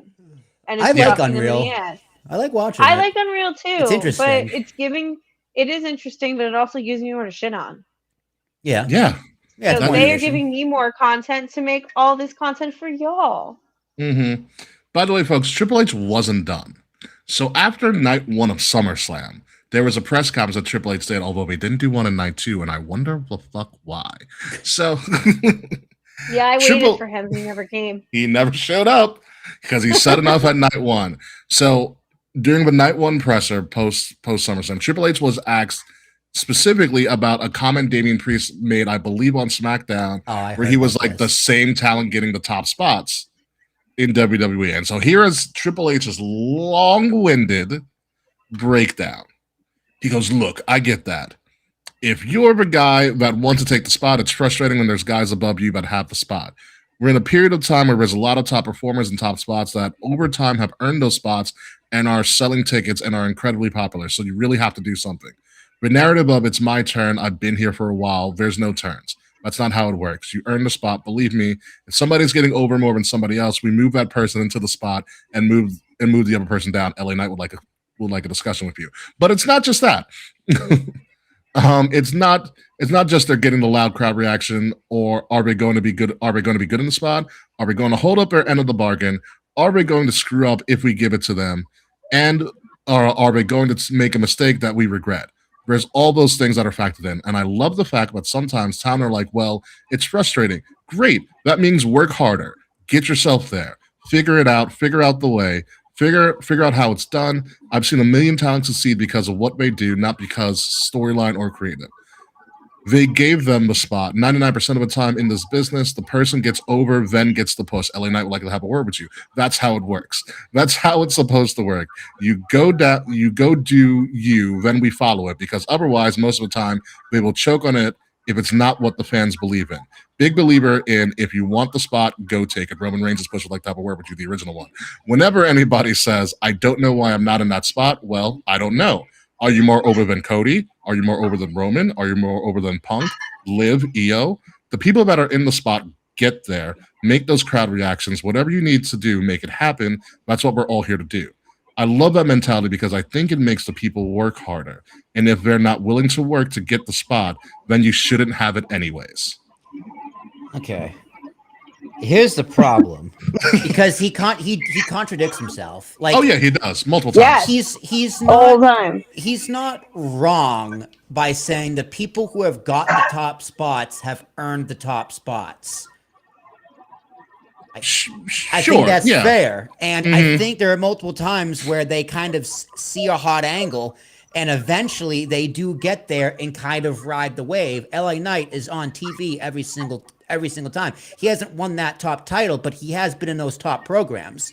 Now, is he pushed enough to for where he deserves? Arguably, no. I think there's valid criticism there, but where he contradicts himself is just work harder and you'll get the spot. But it's like, well, no, because there's only so many spots to give. And it's very crowded up there right now. So yes, you have to work hard, but the harder you work, the further you go.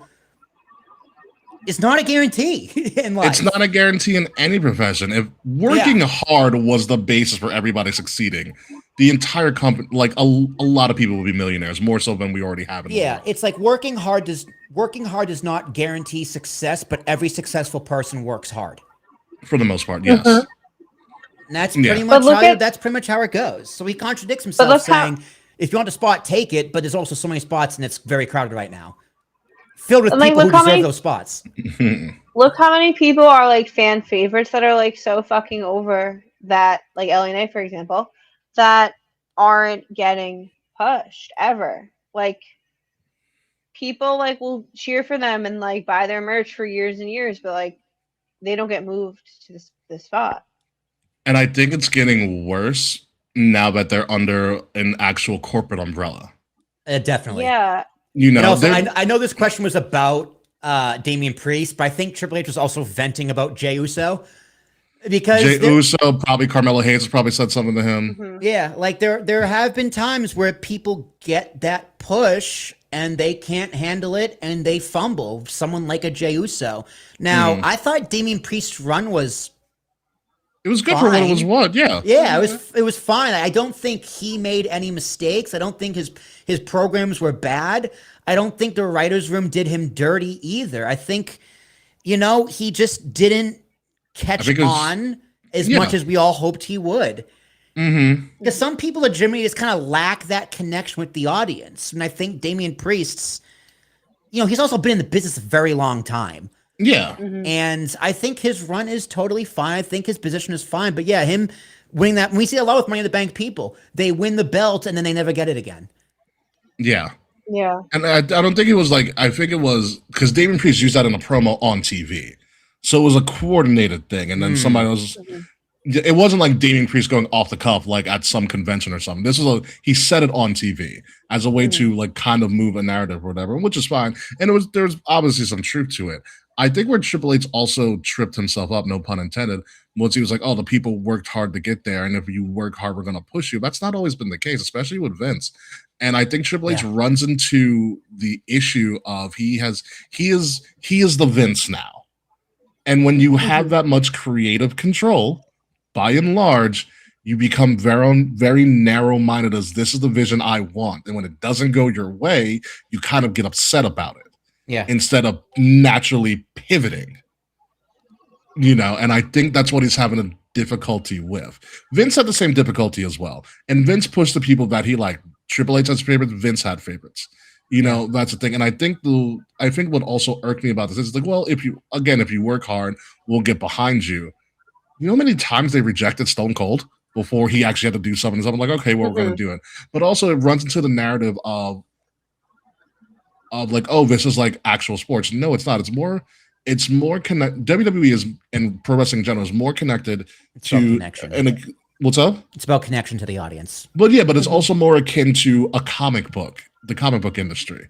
So for instance, the age-old question is like, one of the age-old questions, who would win in a fight, superhero 1 or superhero B? The answer is whoever the writer chooses to win. Yeah. And I think that's where Triple H is missing this. He's like, well, they got to do it themselves. No, you and your writing team have the power to put people in those positions. And if you're not putting them in the positions, some of that's on them. I mean, yes, but at the same time, you have stories like a Daniel Bryan who forced the issue, stories like a Sami Zayn who arguably forced the issue, stories like a Chelsea Green who definitely forced the issue. The idea of maximizing your minutes, like that is real. Like Chelsea Green had to fight, scratch, and claw for every single opportunity. And fight through that being pigeon-held, and that hard work did pay off. But at the end of the day, Ricky, it's because the writers' room chose it. Yeah. but she did force the issue, and the harder she worked, the further she went by not saying no to things. That's the other thing. Triple H doesn't like people complaining. Yeah. Yes. He doesn't He like wants people. to yes man. That is very evidence. Yeah.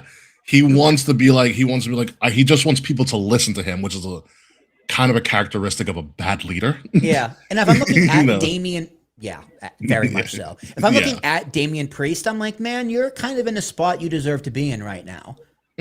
Like, there's nothing really more for him to do. It's like, what else do you really expect or want at this point in your career?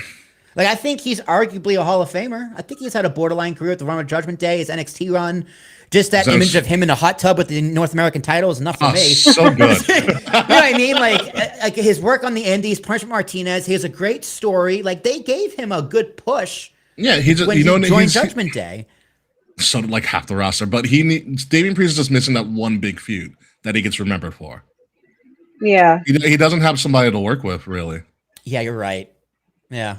He And the doesn't roster really- is it's fucking crowded. It's right a now. lot. It's a lot. Yeah. Yeah. I would have been okay if Triple H was like, well, the roster's really loaded. You really got to fight for your spot. And like say something like, we're really assessing every talent all the time, and we're going to try to get behind people we can, blah, blah, blah. But he just didn't stop talking. He used to be very good at handling media with this, like, You know, like especially in NXT, he was very good at handling media. Yeah. it's like whenever Aaron Judge answers a question, it is the most middle of the line, cookie cutter, press release answer. 'Cause Jeter that was is the how you same deal way. with- That is how Yeah. you deal with the media as a top guy.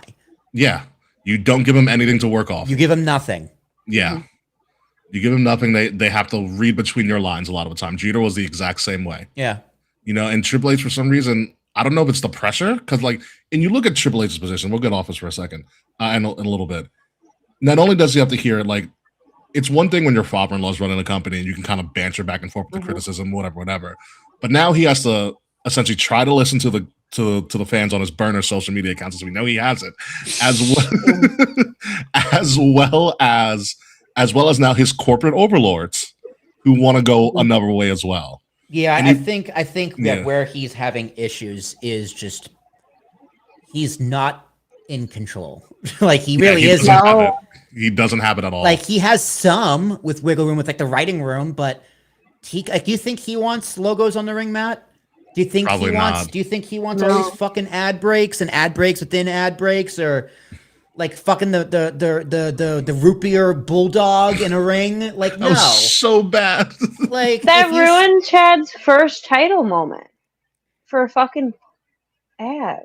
Like if, Yeah. if you show like 2014 Triple H this version of WWE, he's gonna be like, "What the fuck happens?" Yeah. Yeah. So yeah, he's in a weird position, but he's got to work on taking the criticism of being such a public figure. Better just stay out of the limelight. Vince learned that after a while. Or just show up with a neck brace on. Do Jeff, we what happened? think Triple H's limo is going to be blown up? I fell in the shower. Oh my god!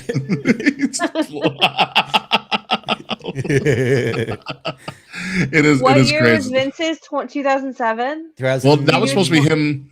He would have never returned to TV, but then Yeah. Benoit died. Benoit kind of did his murder suicide. Yeah, and then he was like, "Well, I've got to address this." He's like, but first we got to do a tribute show. Yeah.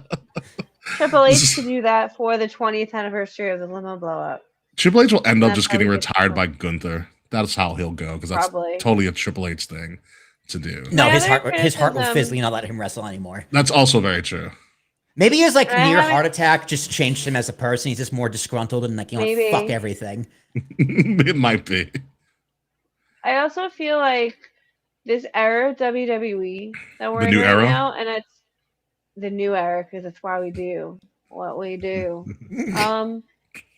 The top spots are primarily white dudes in their 40s. And I thought that we were supposed to be ushering in an era of like building up the young talent, and I'm not seeing that anymore, really. Like, and Yeah, I he's love falling into the Punk. Vince trap. Yeah, and I love Punk so much, but like I don't give a fuck about him being the champion right now. I'm happy I it's do not like happening, KO's the number one contender. and I love that KO is the number one contender, but like I wish it didn't happen this way. Like it should have been fucking Finn.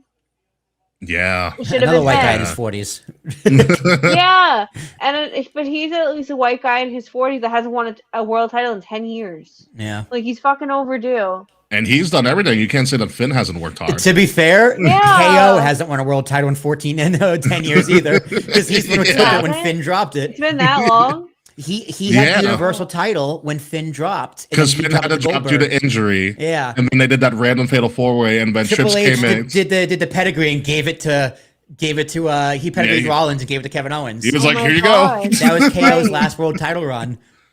Oh Yeah, that was a my fun God. world title run, and then KO had to drop it to Goldberg. Goldberg, like Punk, had to drop it to Rock. Yeah.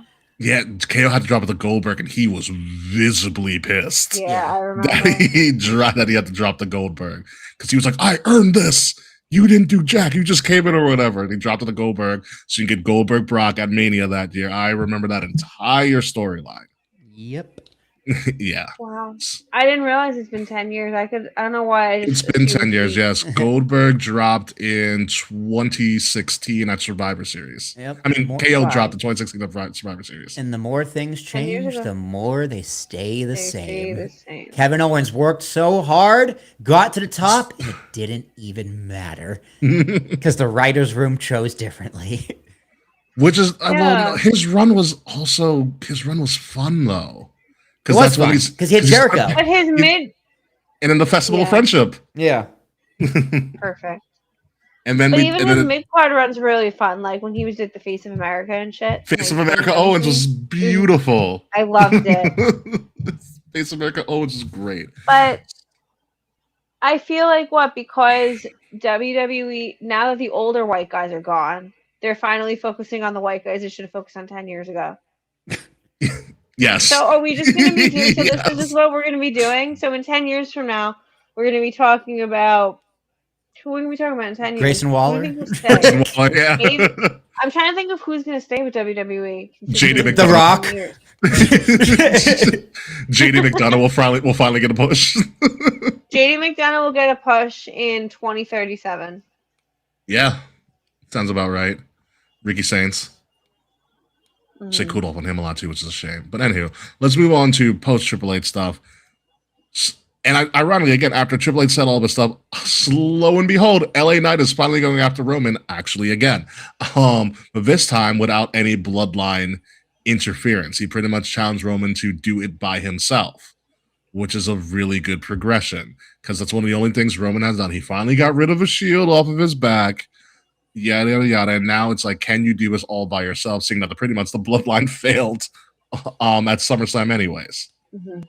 And I like where this is going. I like that LA Knight's not backing down from Roman. You know, Yeah, it's just cool. it's a matter of what he can do. Because the last time LA Knight faced Roman, I think it was like 4 or 5 years ago In Saudi. in Saudi Arabia. Mhm. Yeah. No, it's a good feud. This Yeah. is a good feud to get to Money in the Money Bank. in the Bank. Yep. Yeah. Because they can go back and forth on TV for a while. And LA Knight, the character of LA Knight is just the right character to always get under Roman's skin. Mhm. He's loud. He's a wisecrack. And like when he did the whole shield thing when he spelled out "you suck," Mhm. I loved it. I was like, this works perfectly because Roman wants to be calm, cool, and collected, and LA Knight's the right person to ruffle his feathers. Yeah, and then like can cut promos when Roman's not there and Mhm. carry the program. Mhm. Yeah. Did you see the backstage segment that LA Knight did? I haven't watched any of Raw. I didn't So get a chance to. Roman, Mhm. so Roman was bitching to the Bloodline. He was like, "We're supposed to be a team. You should have got this done. You guys lost. You guys, yeah, pretty much. You guys lost." And they're like, and he was like, "Now I got LA Knight in my face, challenging me." And they're like, "What do you want to do about it, Oos?" And Roman was like, "You know what? I'm gonna handle it myself since y'all can get it done. Don't touch him." And he walks away, and LA Knight comes by, and he's like, "Oh, hey guys, did I overhear Roman saying Don't touch me. He's like, "All right, I'm gonna see you guys later. Don't touch me." And then he got in Jay's face. Good writing. I was like, absolutely perfect. So this is going to be interesting to see where this goes. It's going to be a very dry September, while AEW probably takes a lot of the highlights from them as well. But there's a lot of stuff that happened on Raw. It was a solid Raw. For instance, look who came back jacked as ever, Will. Big Cass. Yeah, he looks. And is alone. I'm sorry, Kay. Give it a few I'm weeks. Do you know? I sat there last night in my fucking Enzo and Cash shirt waiting. I fucking watched Raw all night, waiting for Enzo Amore. Yeah, And he no. didn't come. Cass is scary huge. It's like he was probably under the learning tree for a really long time. Yeah, that tree. Yeah, he looks like a tree. Yeah. He's yoked. He beat the crap out of Javon Evans. So remember his like East River Crossing, which is like a side slam? Yeah. He picked up Javon in a bear crawl and like a bear hug and then went into the move. Jesus. Yeah, I was like, this is disgusting. He didn't talk much backstage. He's like, he goes, "You guys left me for dead 8 years ago. Now I'm back to get everybody. Javon, you're just collateral damage." That'll pretty much. You know. Yeah, I saw a meme. It's like, wow, Corey Graves was really quiet when Big Cass re-debuted.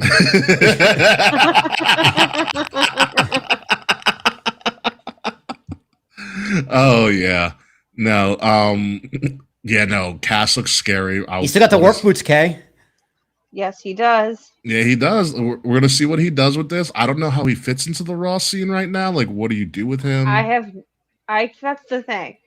I felt like, and this is my Enzo Amore bias aside, I felt like them coming back as a tag team made more sense than Stuck in Cass coming by himself. Yeah. What do you think TKO thinks of Enzo Amore? They probably think he is not worth the liability. Yeah. That's my like. Triple H might be able to be like, let's bring him back and give him another shot. But TKO's like, are you fucking kidding me? I think they'd sell more merch with them, both of them together. I think he needs another run. I think what WWE misses a lot is they don't have good talkers on all around. They have a couple of good talkers, and Enzo would be a good talker. Not for nothing, Big Cass not the strongest on the mic. I wouldn't mind putting Big Cass with Paul Heyman. Paul needs something to do. That. And Big Cass needs a mouthpiece, and Paul Heyman is available because he's not interested at all in the vision. Yeah, he does. He wants nothing. Yeah. He wants nothing to do with Braun Breaker at all. It looks like we are getting Braun versus Obafemi though, which is gonna be fun. That's fun. Very. That's nice. Which is gonna be fun. This is the future. Like I want to see. I want to see the new guys wrestling each other. Yeah, we will see what happens. Raw is loaded with a bunch of new guys. They just need to find their directions a lot of the time. But yeah, Big Cass is back. Also, in a double whammy return, Becky and Stephanie Vaquer have returned to Monday Night Raw. Well, do yourself a favor and look up Stephanie Vaquer's spit from Raw. Yeah, I saw it. Oh, okay. Don't think I didn't see You didn't watch Raw, but you saw that. I saw what matters. It's a great day to be gay. That's all I'm going to say. I don't blame you at all. I saw Stephanie. I was like, Jesus Christ. Yeah. So Liv has people to work with. So it was very interesting. So Becky comes back, interrupts the they beat up Sol Ruka, essentially.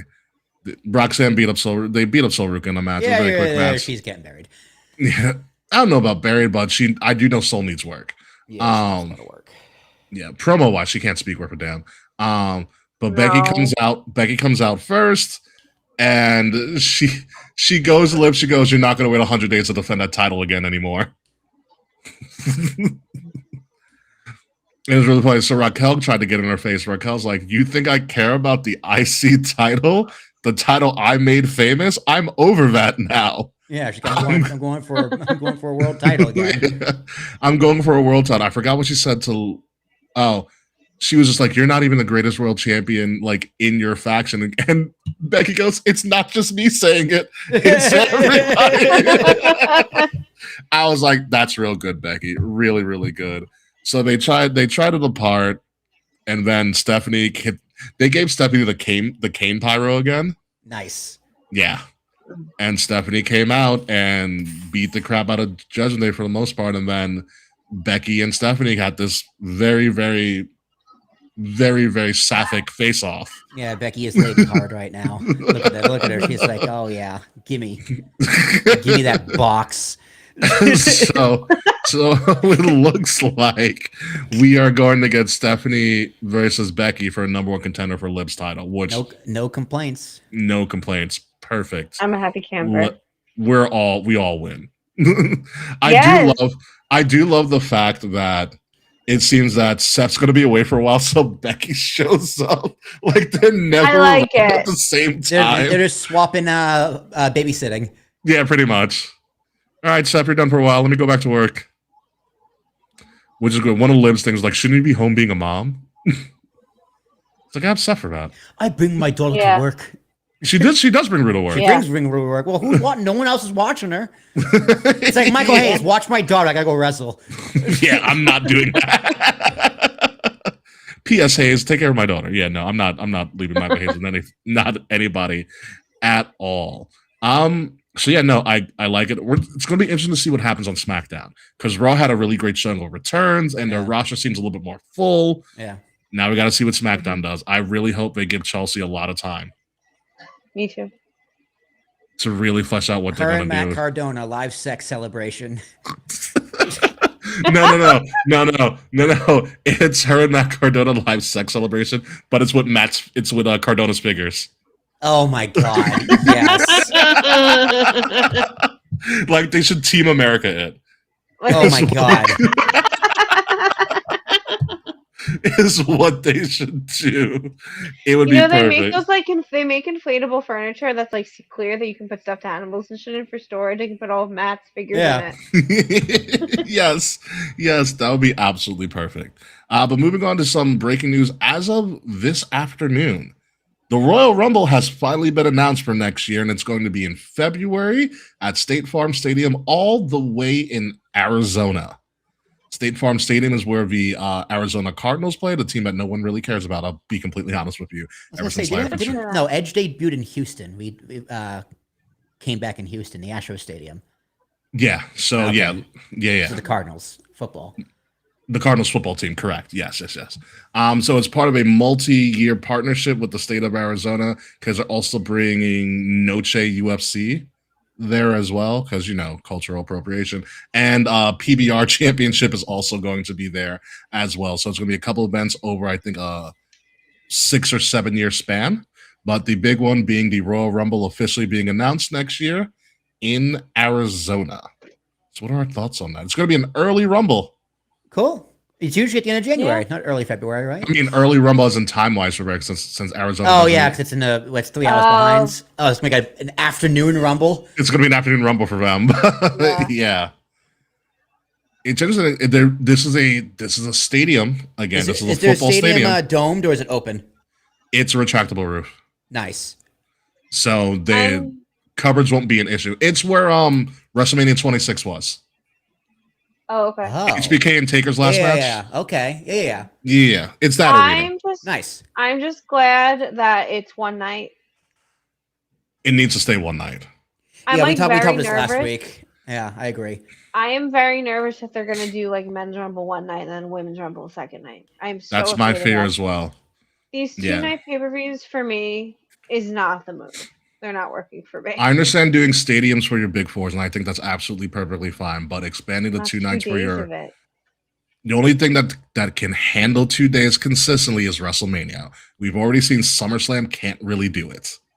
Yeah. The only 2 nights of WrestleMania. Mm-hmm. And even that's a stretch, in my opinion. If done incorrectly, which they did screw up for a very long time. Hmm. But no, Arizona should be fun. The Rumble's always a really, really good time. It's the whole landscape of wrestling could change by the time the Rumble hits. So Are we gonna we'll see see Larry what happens. Fitz in the Rumble? God no, Larry Fitz probably wants nothing to do with wrestling. He doesn't seem like a wrestling guy. No, Not at all. Not at all. It's like the only Arizona Cardinal I could name. Who's there? Kirk Cousins? No, Kurt Warner, you mean? Kurt Warner. Kurt Warner was there for a hot second, but he's Yeah. more known for being Quarterback. St. Louis Ram. Oh shit. But he also did take the Cardinals to the Super Bowl. You are correct in that. Okay, that's okay. So I'm not going crazy. Okay, I do remember. You're not going crazy. He Okay, brought them okay, to. okay. They lost to the Steelers that year. I remember. Yeah, it was a really good game. Big booger. Yeah. So also announced a little bit earlier today, October 17th, AEW Wrestle Dream will be going to NXT World in Orlando. What a logo. Florida. Oh. I want to know who made this. It's a really nice logo. Wrestle It's Dream ve- usually It just gives me Yeah. Japan. That's what it gives me. kind of. No, the Wrestle Dream logos have been really good. It's going to be the 3rd iteration of Wrestle Dream. So this is going to be happening mid-October. So it's going to be about a week after Money in the Bank. And it's on a Saturday. So Thank AEW's learning is going to be Saturday from Orlando. So 1 week is going to be Money in the Bank. The next week is going to be AEW Wrestle Dream. This is also going to be the first, I think, PLE after All Out, which is all going to be in Chicago with our special guest Smiley, who's going to help us preview that, which is going to be All Out and Worlds Collide weekend in Chicago. Hell So it's going to be a crazy time. I wish I could go to that because that just seems really freaking Me fun. too. I also just really like Chicago.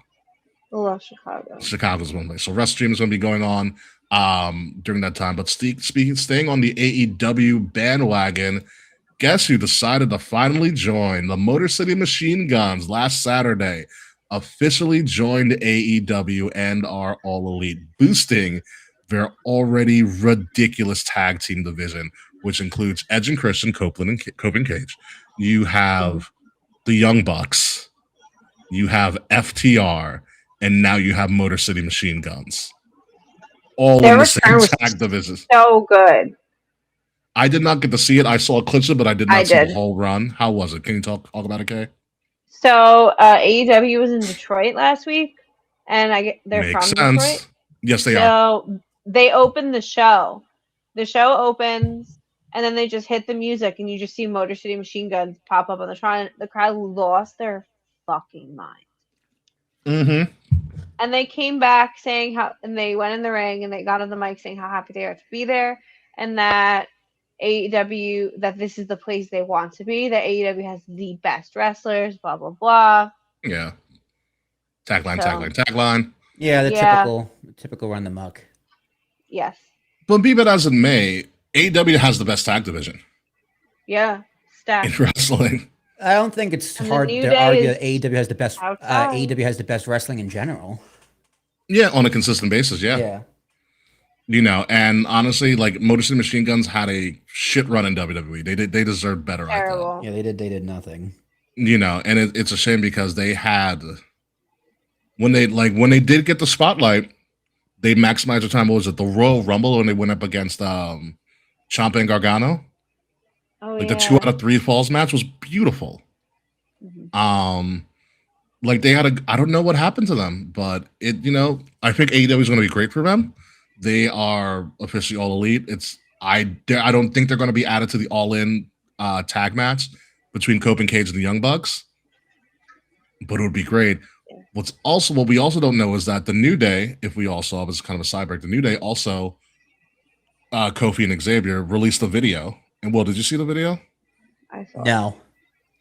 So I'll explain to you what the video is. So they released like a cartoony video, which is pretty much expressing their release. So essentially, they are unicorns in a circus.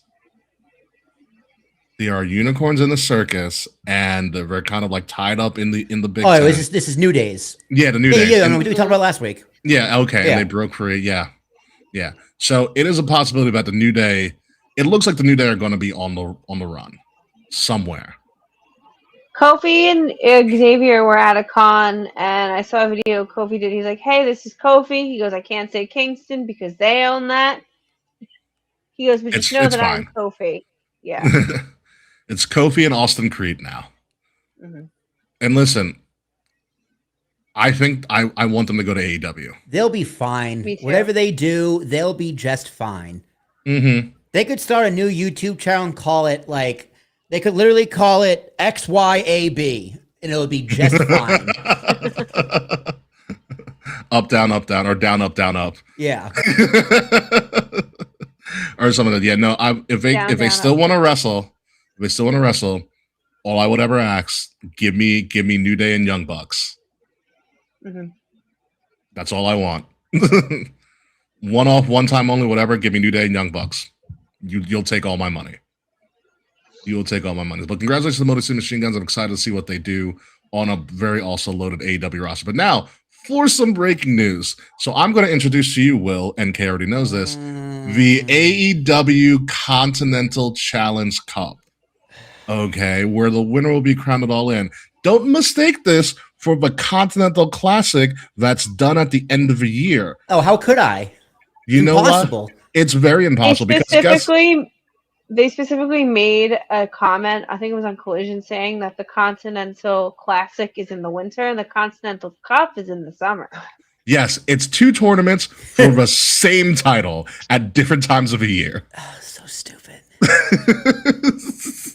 And to be honest with you, it's pretty much the same format. One has divisions, one doesn't have divisions. So the rules are, again, no outside interference and no time limits, although the Continental Classic has time limits. 16 wrestlers compete in 8 blind draw matches. You know, 8 winners then compete in 4 blind draw matches. The 4 winners move on to the semifinals. The Cup final takes place at Wembley Stadium. The winner of the final will receive a Continental Cup and will be the new AEW Continental Champion. Again, this is for the Continental Cup. It's similar to the FA Cup in England because Tony Khan can never come up with an original idea or championship, by the way. So they will get a cup and they'll get the AEW Continental title. And then they'll have to defend that title in the Continental Classic in the winter, which is literally 16 wrestlers in 2 different divisions with a point system. And the winners of both divisions go up and have Oh, a it's the battle Bound for the Glory series. I like the point system. or a G1 Classic. Which Now is the from Bound for New Glory Japan. series is way better. They took it from New Japan. We take everything from New Japan. Yes. So that's literally the only difference between these. BA Start. Thank you, Zaquan.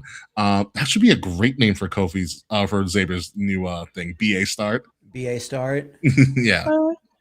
So they already did the draw for the people in the Continental Cup. It includes defending champion John Moxley, Nigel McGuinness, Jay White, Brian Cage, Hachishiro, Matt Seidel, or Seidel, formerly known as Evan Bourne. Oh yeah, I remember him.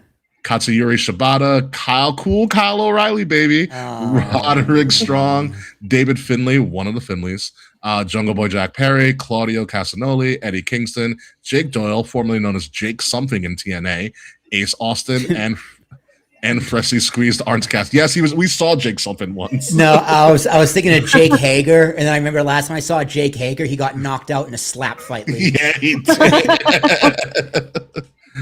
So these are the 16 participants. The Continental Cup Challenge starts earlier this week. And Will, are you ready to see the AEW Continental Cup? No.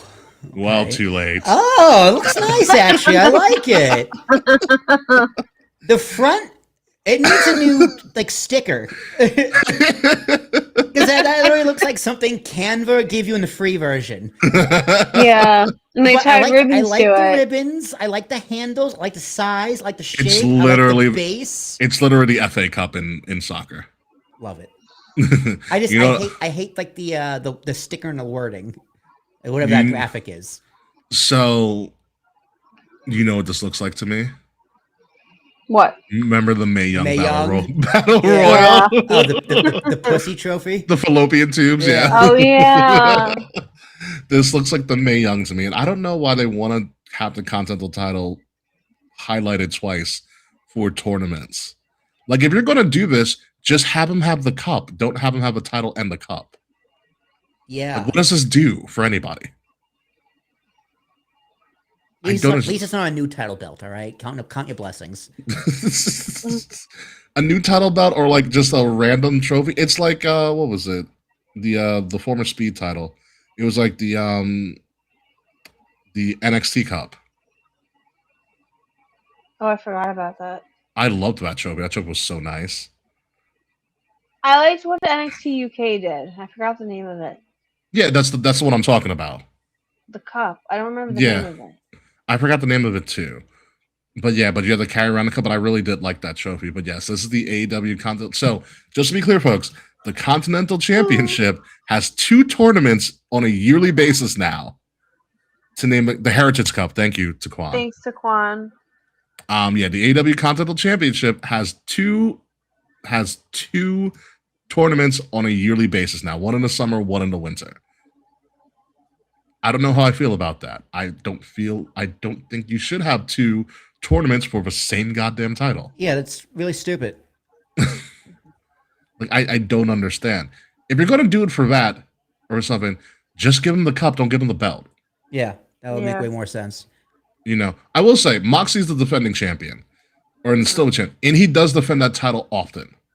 So kudos to him for doing that. But at this point, pick champion. Yeah, pick your award. Pick. And Moxie's also doing a great job, kind of in the pseudo main event scene with Ospreay too. That story is really good. It's so good. Really, really good.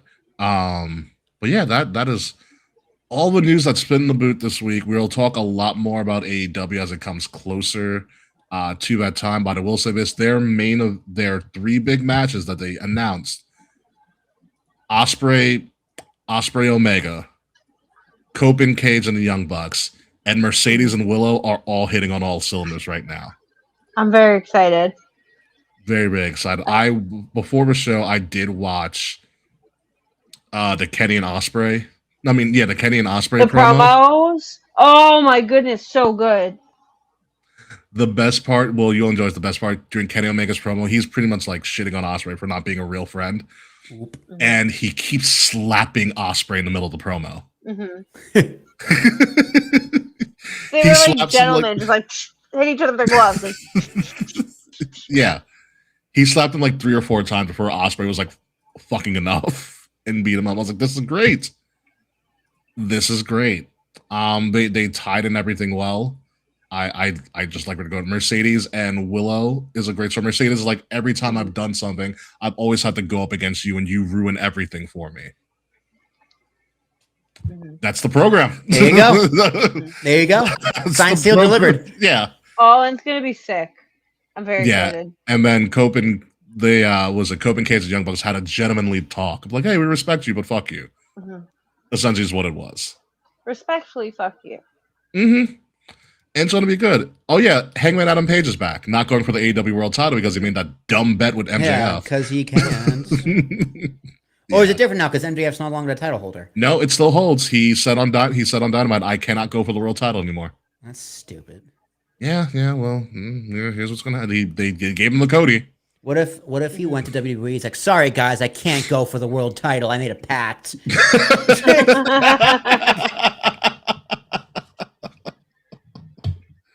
They'll find a way to retcon it. Triple H will be like, listen, man, it doesn't matter.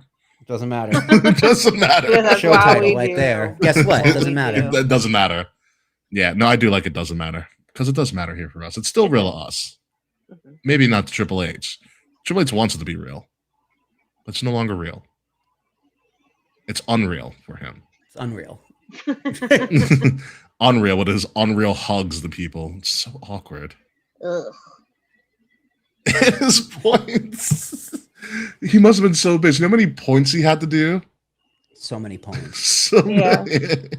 3 new champions, a #1 contender. His fingies must be tired. Probably. What's hey? It is what it is. Anywho, anything else we're missing in wrestling? I think we've got MJF's gonna be in the new Violent Night movie. horror movie. Yeah.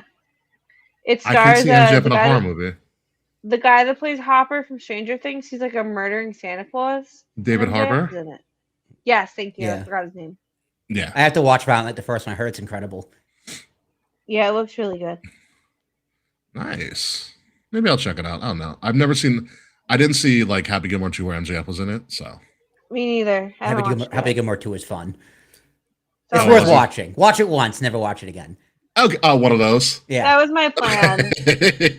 Okay, I got you on that. Oh man. With that being said, I think it's time to get out of here, shall we? Yes. Yeah, let's do the damn thing. Ladies and gentlemen, you have been listening to Kings of Rings podcast, episode number 451. It doesn't matter because according to Triple H, none of this actually matters at all. But I think you matter. And I'm your host, King Ricky Rose. You can find me at Ambassador Biggs across all social media outlets, BIGZ, Ambassador Biggs. Find Kings of the Rings podcast at KOTR_podcast across all social media outlets. Like, share, subscribe. Leave us some comments. Leave us some 5-star reviews. The links to all of that are in the description below, as well as the QR code right above my head. Well, it's not even, oh, there we go. Good point, Will. Good job. You're getting good at that. I learned it now. I You learned figured it. out the angle. Yeah, you Yeah, figured yeah. out the angle. Very good. Very good. Proud of you. If you are listening to us, make sure you listen to us on Wrestle Addict Radio, the cure for the common wrestling podcast, and follow Wrestle Addict Radio socials at addict_wrestle on Twitter and at Wrestle Addict Radio, all one word, everywhere else. Links again, to all of that is in the description below or the QR code above my head. SummerSlam was great. Triple H's comments, not so great. AEW, being really great right now. And that's pretty much where we are in the state of wrestling. Oh, yeah, TNA's doing lockdown soon, so maybe we'll talk about that. Maybe. Who knows? Will Tarashock. Yankees are up 2-0 with Lombard hitting his first career home run. So Ooh. good. on him. Congratulations. He had a great double play, a few double plays, and he's playing well. So go Yanks For now. for now. For now. K. Housen. Great news, everyone. The Mets are winning. No one cares. The Mets are winning 6-2. Bottom of the 8th. They're playing the Guardians. So I'm sure in the next 10 minutes the Mets are going to lose. You Yeah, can sounds find me about right. on Instagram and TikTok at KAE_FABE. Very, very nice. Very evil. When we come back next, folks, we're going to talk about probably a lot more AEW, where WWE after the SmackDown and the fallout from SummerSlam there, and if Grayson Waller really does have an effect on NXT and where that goes as NXT is going on right now as we are recording, and anything else that may pop up during the World of Wrestling. Like the fact that Haku's back on SmackDown, by the way. That did happen. I did see that too. Oh, I was yeah, like, wow, I saw Haku's that. back. Good for Yeah. him. Someone's got to get those Tongans over. Might as well have Someone Haku. needs money. Don't we all? Don't we all at this point? So until the next time, folks, goodbye. Good night. We will see you very, very soon. Probably not too soon, but very soon nonetheless. And fuck you, Slack. Because it doesn't matter what you think at all. Never has. Damn. It's true, And though. that's I think that why was we extra do harsh. what we do. I'm not here to make friends. We'll see you later, folks. This has been a Wrestle Addict Radio branded podcast. All right, friends. I'm gonna hop because I am starving. I need to eat something. You didn't eat at all yet? No, dude, the days got lost from me, dude. Today was just one of those days. Yeah, today was one of those days. So I'm gonna go eat something. That fair Go enough, eat. dude. I am not here next week. Jazz and I are in Delaware, so Ooh, go Yeah. do Have some tax-free fun. shopping. yeah, we needed to go to the beach and relax because I'll fill you guys in what happened in our Discord chat. 'Cause Yeah, it's do some tax-free shopping while you're there. Yeah. fucking stupid. Enjoy. All right, guys. I'll see ya. See ya. Love you. Bye. Deuces. So now, okay, we can talk about your Marvel, where you need to be in the Marvel world. All right. Oh, it's such a long task. It's a long task now that you don't have that much time left. I'm like confident I can bang out a lot of it before school starts. When does school start for you? September 10th. You can get a good dent in, yeah. You can get a good Like, dent in. So I have a list. I keep a running list on my phone of projects. So I can rattle off what technically is crucial, it's not crucial, but all the stuff you probably missed. Where is my list? Keep notes. There we go. But no, that's all the world titles I want. Okay, so you've seen WandaVision. Yes. You've seen Quiet Taquan. You've seen Falcon and the Winter Soldier. Yes. You've seen Loki season 1. Yes. Did you watch Black Widow? No. Do I have to watch Black Widow? No, but it Spider-Man. would make a lot more for Spider-Man. No, but it would. I will Black Widow watch make it. I will watch it in time for Doomsday, but I need to That's know fine. what do I need to get me to Spider-Man soon. Okay, so you saw WandaVision. Yes. So Liv has to watch WandaVision. Liv has to watch WandaVision before we watch Spider-Man 3. You right? No, for Multiverse of Madness. For Multiverse of Madness. So she can watch the third Spider-Man, but then she has to watch WandaVision before Doctor Strange. For Multiverse, yes. All right, I'm gonna write this down. I can reiterate to you at any time. Okay, so for No Way Home, it is. Actually, you can probably watch Spider-Man 3 pretty soon. Yeah. I feel like I'm very close to. If you want to see Brand New Day, then watch No Way Home, and then all the Do other I stuff have is. Do Go I ahead. have to have finished? I have to have finished Loki for Spooderman, right? For what? Did you say Spooderman? I keep saying Spooderman divorce. You actually don't have to watch On my Loki. little note, I wrote Spooderman. You don't have to watch to see Spider-Man Brand New Day. I would recommend you seeing. Well, for Spider-Man 3, just watch Spider-Man 3. Then to get to Brand New Day, there's some stuff like Thunderbolts.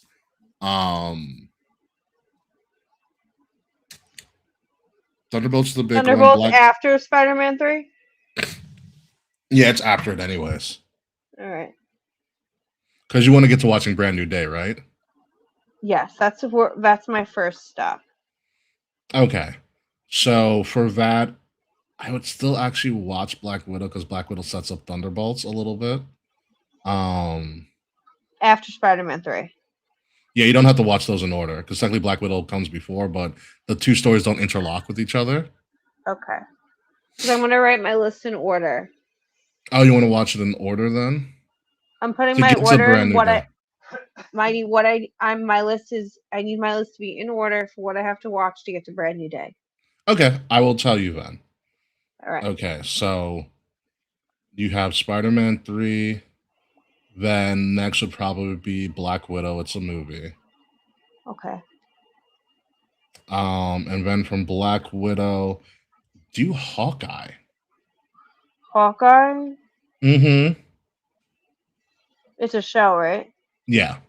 It's 6 episodes and it's actually a Christmas show, technically. Okay. I watched the And it includes Guardians Broadway Christmas show. and it includes Broadway performers Ooh. in Hawkeye. Okay. After Hawkeye, then move to I'm going through my list right now. Mm. None of you've seen Gaga doesn't count. Okay. Okay, so When should I watch Doctor Strange? anytime after you watch No Way Home. Does that make Okay. sense? I can watch Doctor Strange before Black Widow? Yes. Just remember, Liv has to see WandaVision first So she has to see WandaVision before you can Doctor see. Strange. Correct. Yes. Great, I'll write that down for her. Mm-hmm. So where did I leave you off on to get the brand new day? I have Spider-Man 3, WandaVision, Doctor Strange, Black Widow, Thunderbolts, Hawkeye. Reverse Hawkeye and Thunderbolts. So Hawkeye first, then Thunderbolts. All right. And everything else doesn't really matter. You ever watch The Punisher or anything Punisher related? No. Okay, I this need one's that for Spider-Man, right? he's in there, so it would behoove Okay. you to get a good idea of what he is. So he came out with a 45-minute special called One Last Kill. Okay, do I have to watch that and the show? The show you can do for another time. I want you to get an idea of who Punisher is, so watch One Last Kill. Okay. It's called Punisher One Last Kill. It's pretty much like a one-off. Okay. To understand Punisher, you're gonna have to watch all the Netflix shows and his own show himself. But that's a whole Okay. kind of like mini universe that you can work on later. I can work on that on my way to Doomsday. Mm-hmm. All right, I'll put that on my Doomsday section. We'll just figure out where it'll go later. Yeah. Okay. But yeah, that's pretty much it to get the Spider-Man brand new All right. day. Everything Fabulous. else kind of is there's other stuff that I think is really cool. There is a thing, even though you should know, there's this thing called the Department of Damage Control. I don't know if you remember that from Spider-Man 1. Mm-hmm. So the Department of Damage Control is a prevailing entity in the MCU currently. Okay. And they've expanded their operations, which you will understand as things go along. But that should help you out. Okay. If you and Lip plan on watching stuff on like a weekend or something, and I'm available, just let me know and I'll come over and I'll give you Yes, that would be fun. little tidbits of things you might miss. Yes. So what do I have to watch once I get to the new Spider-Man? What, brand new day? Once I've seen Brand New Day, then what do I have to do to get For to Doomsday? Shit. All the Lokis, obviously. So I don't have to finish Loki season 2 to get to Spider-Man. No, you do not. All right, I'll put Loki season 2 at the top of the Spider-Man list just to get it done. It's a fantastic. It is a fantastic season. Season 2 is. Mm-hmm. Season 1 was beautiful, but All right. season 2 is better. I don't dislike Loki. I'm just like I'm not interested. I'm bored. It gets his character arc He was gets very better. slow. His character arc gets Season 2 is better in better? season 2. Okay. You probably didn't see Quantum Mania, did you? No. It Should good. I It watch helps. that first? You don't have to, because the whole Jonathan Major thing kind of screws things up, but it helps to wrap up who Kang is. Because you met He Who Remains. Yeah. Then in Quantumania, you meet Kang, which is one of the other variants that he talked about in season 1 of Loki. Yeah. So, so that helps kind of set up who Kang is and why he's such a nefarious villain. You can probably skip Secret Invasion because you don't need that. I want to give you the Marvels, but you haven't seen Miss Marvel yet, I don't think. I haven't, so I should watch Miss Marvel. You'll love Kamala Khan. Kamala Khan is so you. All right, so after Miss Marvel. Miss Marvel, then the Marvels. Okay. Ooh. Okay. Actually, here's what I'm going to do because I'm all over the place with this list. What I'm going to do is I'm going to type up because you already have your Spider-Man brand new data. So that's shorter. Yeah. I will create your doomsday list for everything that's post Endgame. Thank you.